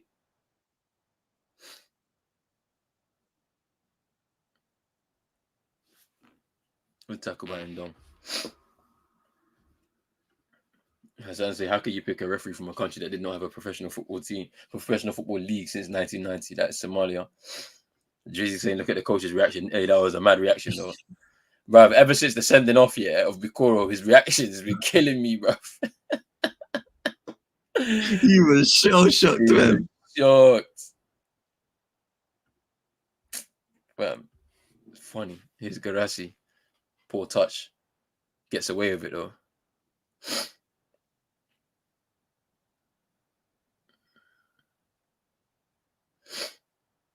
Oh, that's a good pull across, but a Warner equal to it.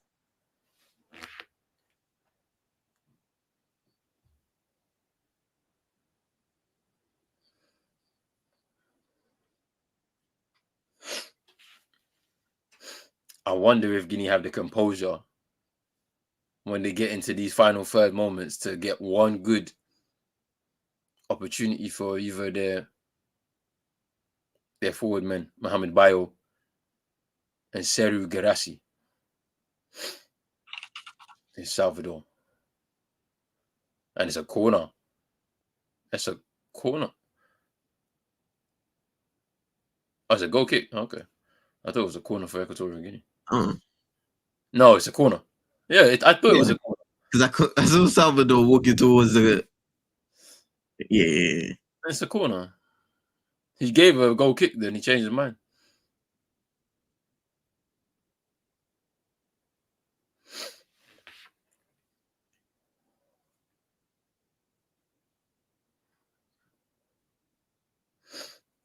Yeah, Equatorial Guinea, all they're gonna do is just try and slow this down.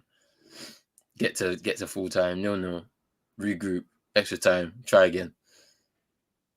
Then push it to penalties.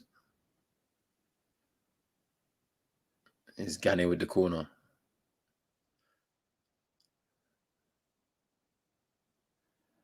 Headed away by Diakabi.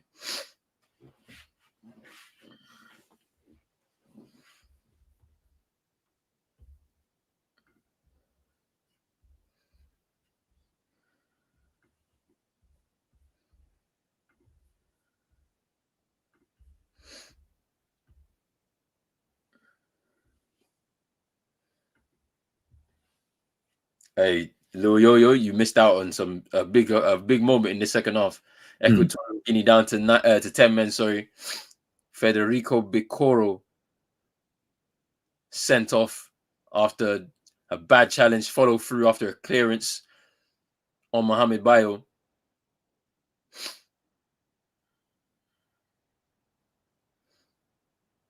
And then a penalty given to Equatorial Guinea. And in Sue, man like Big F missing that penalty. Bouncing off the outside of the post. And we're all square still.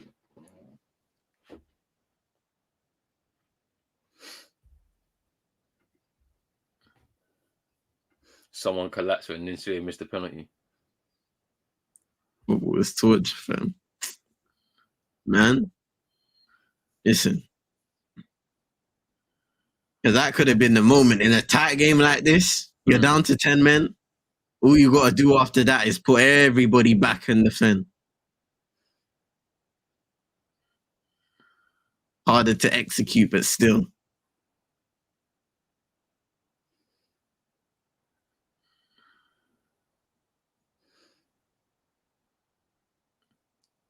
Ooh, good defending there between Orozco Fernandez and Coco to clear the ball away.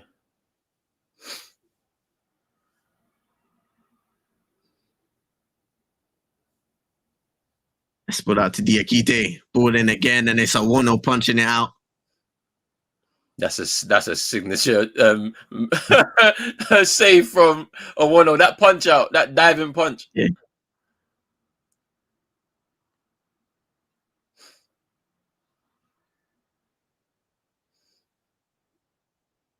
Yeah, Diawara, the coach of Guinea, is not happy. He wants a bit more injection of pace in this.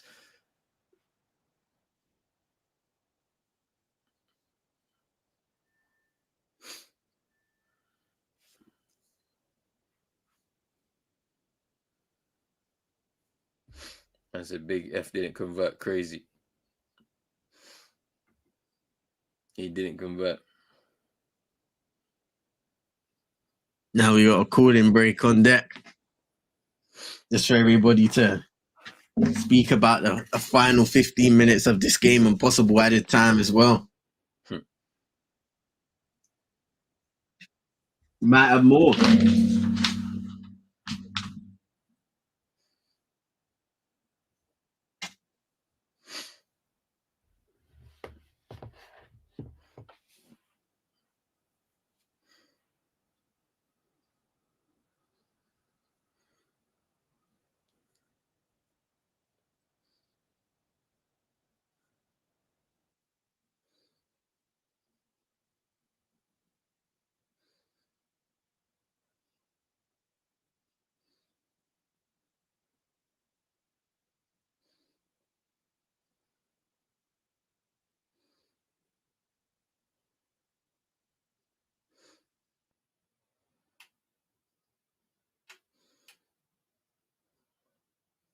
Man, like vibes in the cut saying Big F letting me down. Big up vibes. It's to the impact you can make. An impact anybody can make.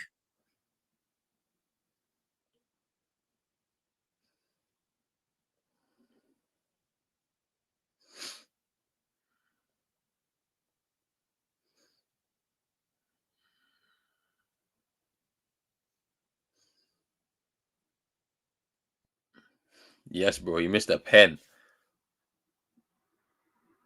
off the post.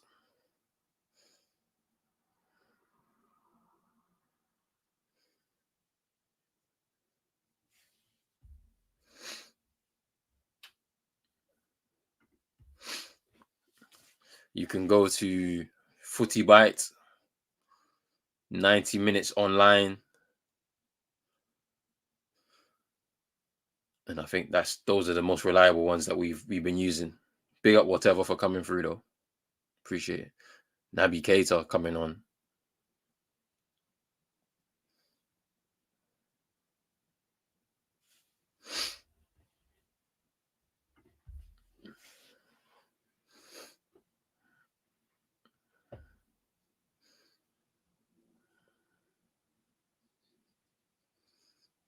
But who's coming off though? It looks like they're confused.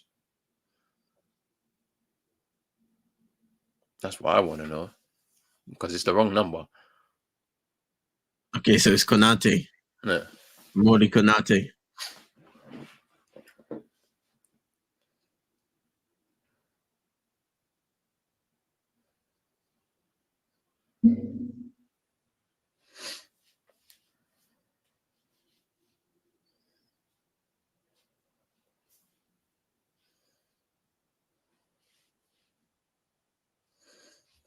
Yeah, Sekou Silla off.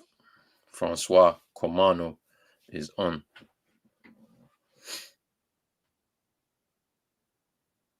Oh, can't get that in his stride. Kamara. It's a good header away from the box.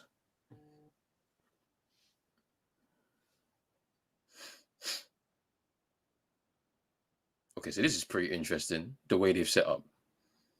It's looking kind of more like 4-2-2-2 type of situation for Guinea, where Garassi and Mbayo are up front together. Then there's like an interesting situation where we're seeing Kamara, and I want to say it's Diawara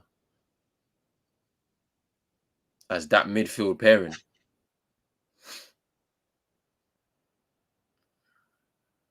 Nice there by Diakite again. He goes down. It's a foul. Yeah. Thompson in the back, like he's been really good today, Diakite. Really good, man.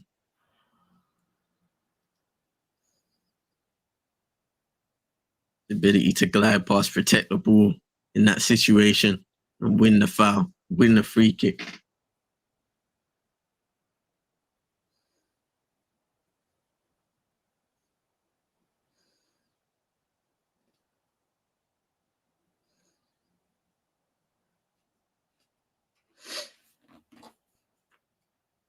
Free kick to Guinea.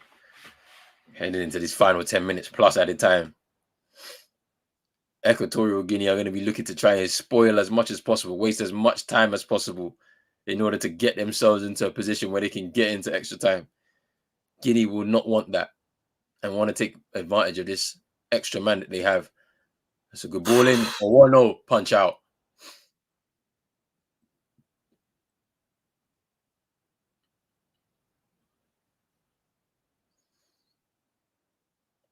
It's Kamano. He keeps the ball in. Keeps the ball as well.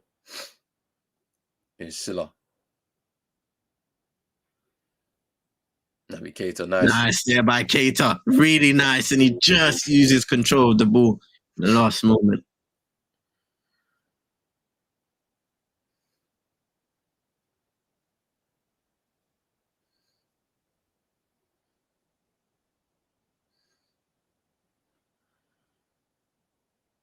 I think the time is now here for Guinea.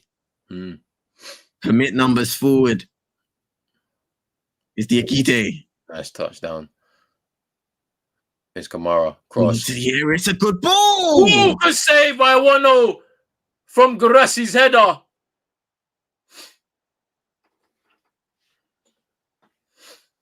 Not had much to really do in this game, but called into action there, 1-0.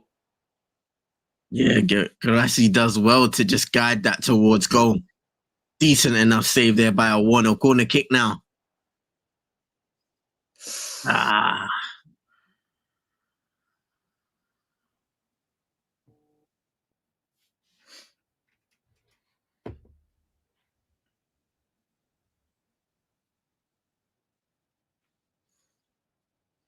Strong header by Garassi.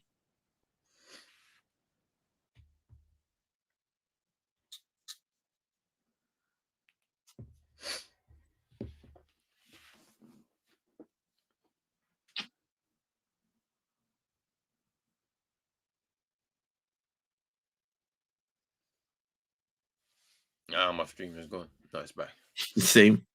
It's back. It's back. Oh, yeah. It's about to go. No, it's back.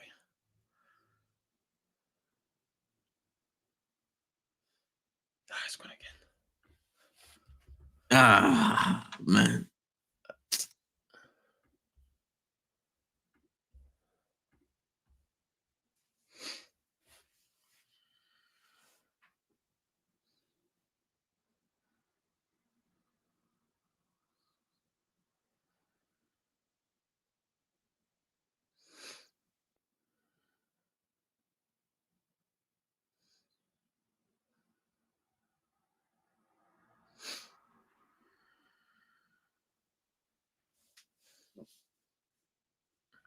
Drizzy saying a journalist from Equatorial Guinea collapses after Emilio Insue Lopez missed a penalty in the round of 16 game against Guinea in Mpembe. Wishing the pretty lady a swift recovery. What a save from a 1-0 yet. And Lavo coming on.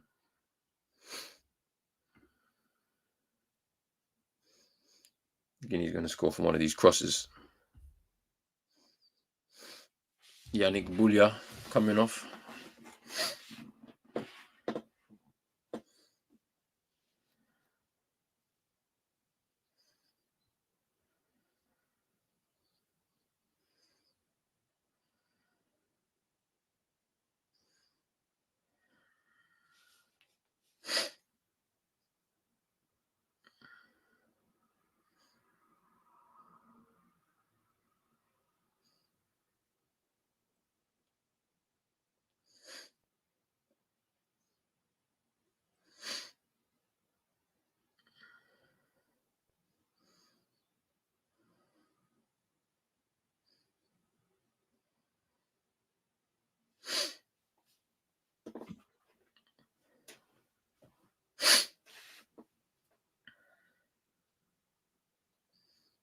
It's Keita. Playing a 1-2, receiving it back.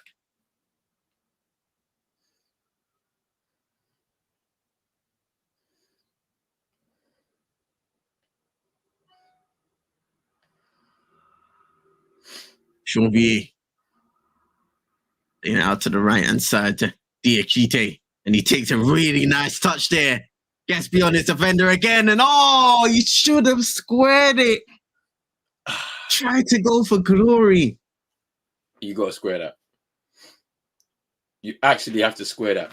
Does all the good work there, Diakite, to get past Ndong. Gets into the box. And when you've got Gerassi's pointing to where he wants it, and he doesn't square it. It's poor there.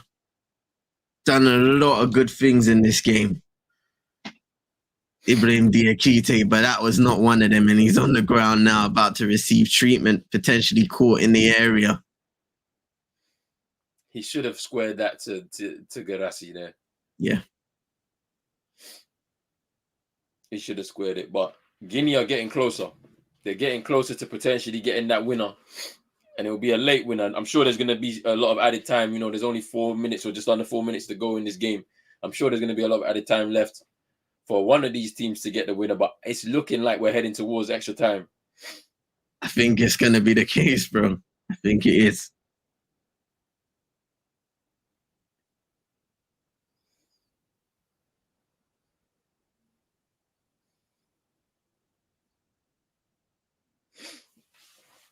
The Akite is back up though.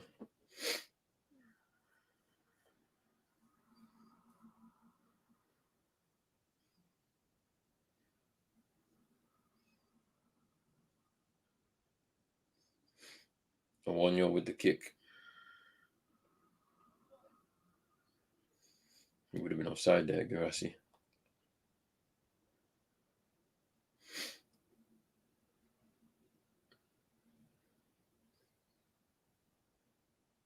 Well, it's a decent ball. Galassi gets the touch, and it's just. I don't know if that was intentional by Galassi. His Kamano. The shot comes in.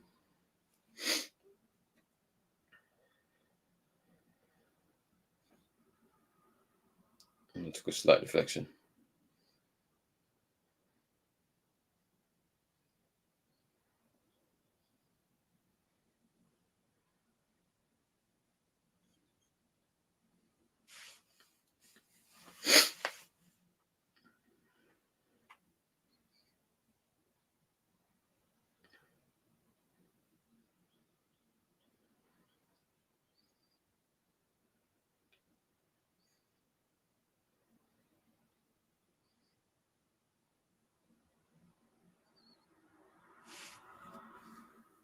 Kamara just fouling in Ndong. I think he landed on his hand. Oh, wait. Is there anything else now?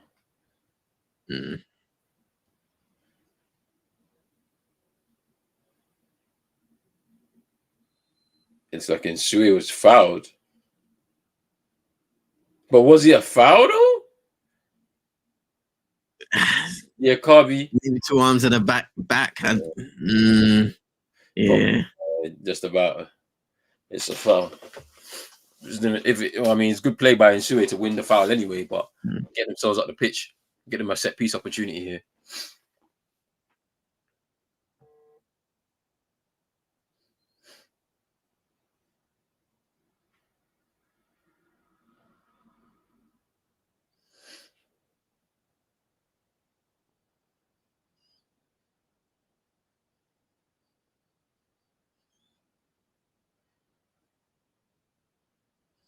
Well, the environment.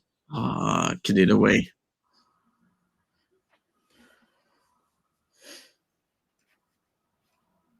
And they go all the way back to Awonyo in goal.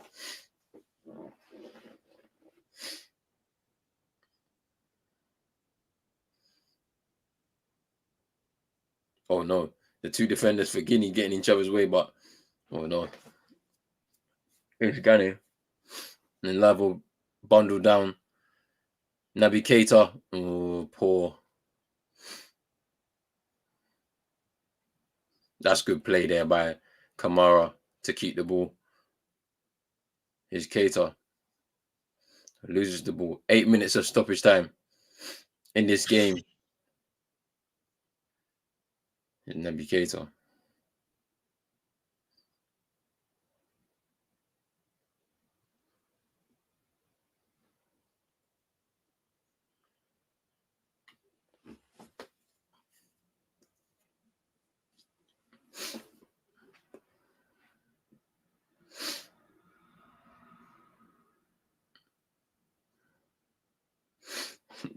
Jizzy saying Guinea is rubbish.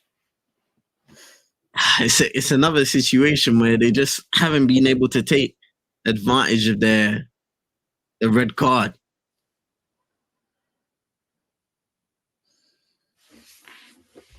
They've had some decent opportunities here and there, but that's about it.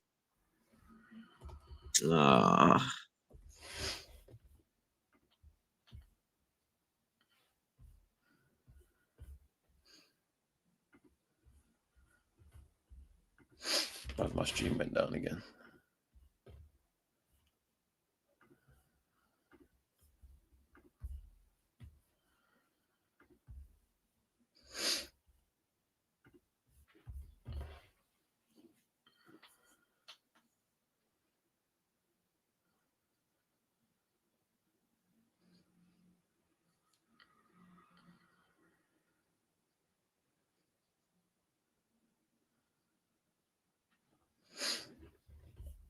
Oh yeah, well, one back there.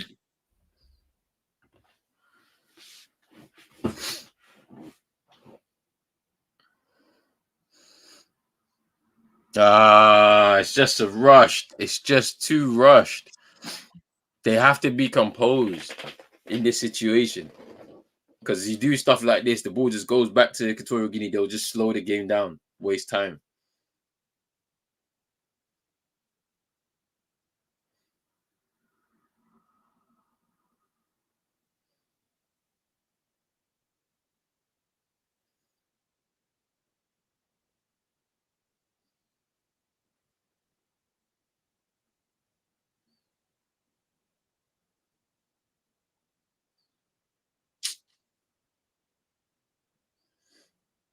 Wow. Another foul given away this time, I see.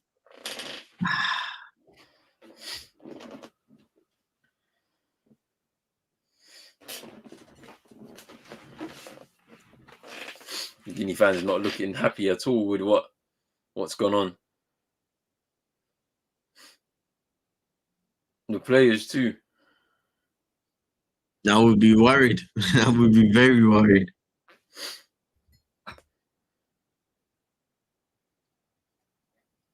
But there is still time.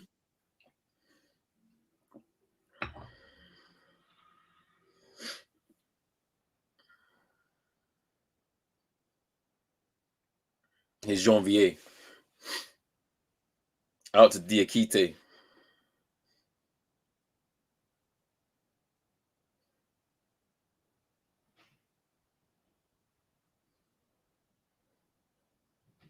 Diakite.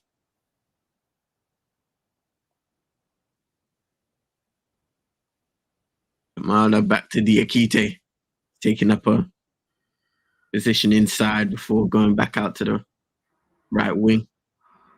Nice little move there by Naby Keita. Should pass it out on the left-hand side. Oh! And it's back to the keeper again. Really, really good opportunity there once again for Guinea. But I think Naby Keita plays the wrong pass. Should have went out wide, right? Yeah. Yeah. Siddle was clear. So much space on the left-hand side, but he plays it into a congested area.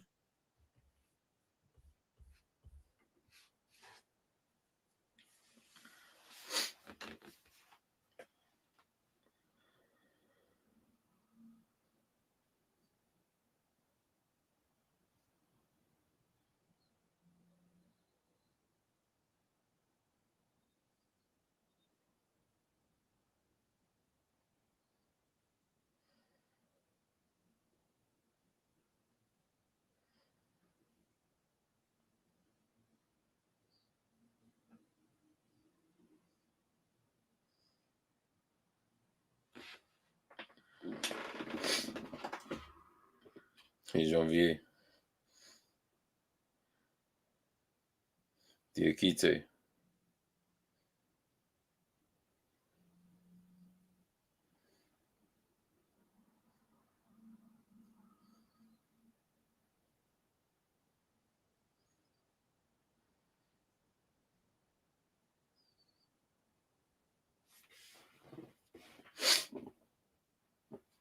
He's Janvier. Pushing forward now. Oh, that's better.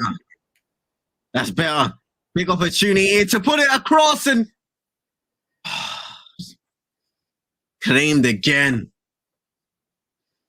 I wanna. I think it was good play on that left hand side there, Guinea. The ball just gets away from Garassi. I don't know if it takes a deflection car.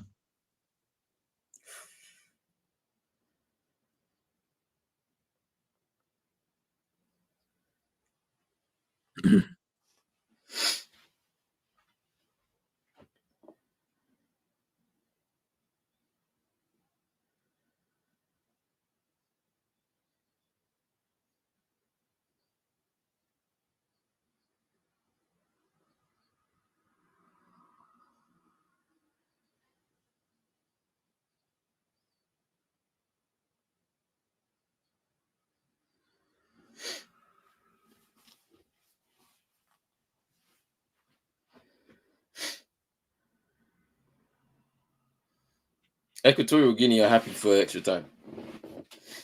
They're happy for extra time. Yeah, they don't want to get forward at all. They do not want to get forward at all, man.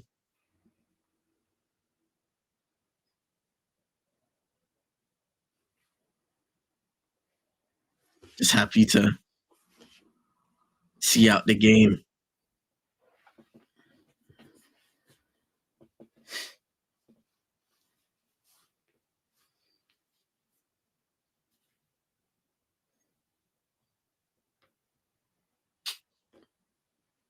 Seventh minute now of added time. One more to go before we see the first extra time period of the knockout stages.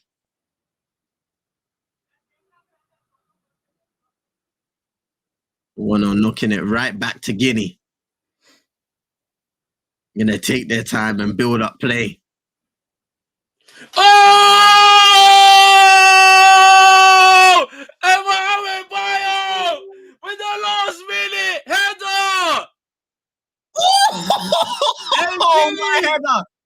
Guinea have snatched it at the depth. Equatorial My Guinea. goodness.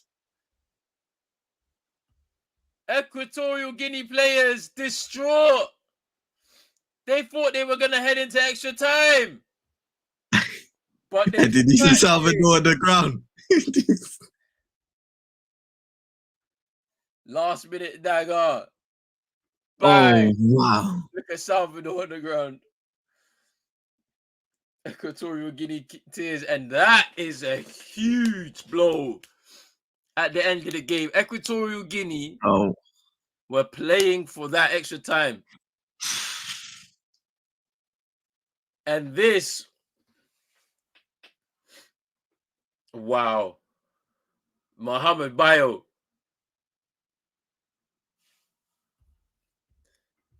Great header. Yeah, it was a great header there by Bayo, says Patrick. What an awful way to lose. I can't lie. This is a great way to win. Let's look at it on the positive side. It's a great way to win as well. Because they've been pushing for it. They've been pushing for it, and they finally get their reward. Another great cross by Diakite and the header. Brilliant header by Bayo. Diakite has been absolutely immense in this game. And if it hasn't opened up the eyes, he's a young player. He hasn't opened up the eyes to most of Europe because he's playing for Stade Reims in Ligue 1. This performance definitely has opened up a lot of eyes. He's been really good on that right-hand side from right fullback.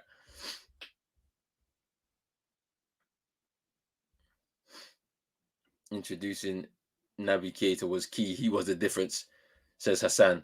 Yeah, I think even the introduction, putting Bio on that. Bio is kind of playing alongside Grassi.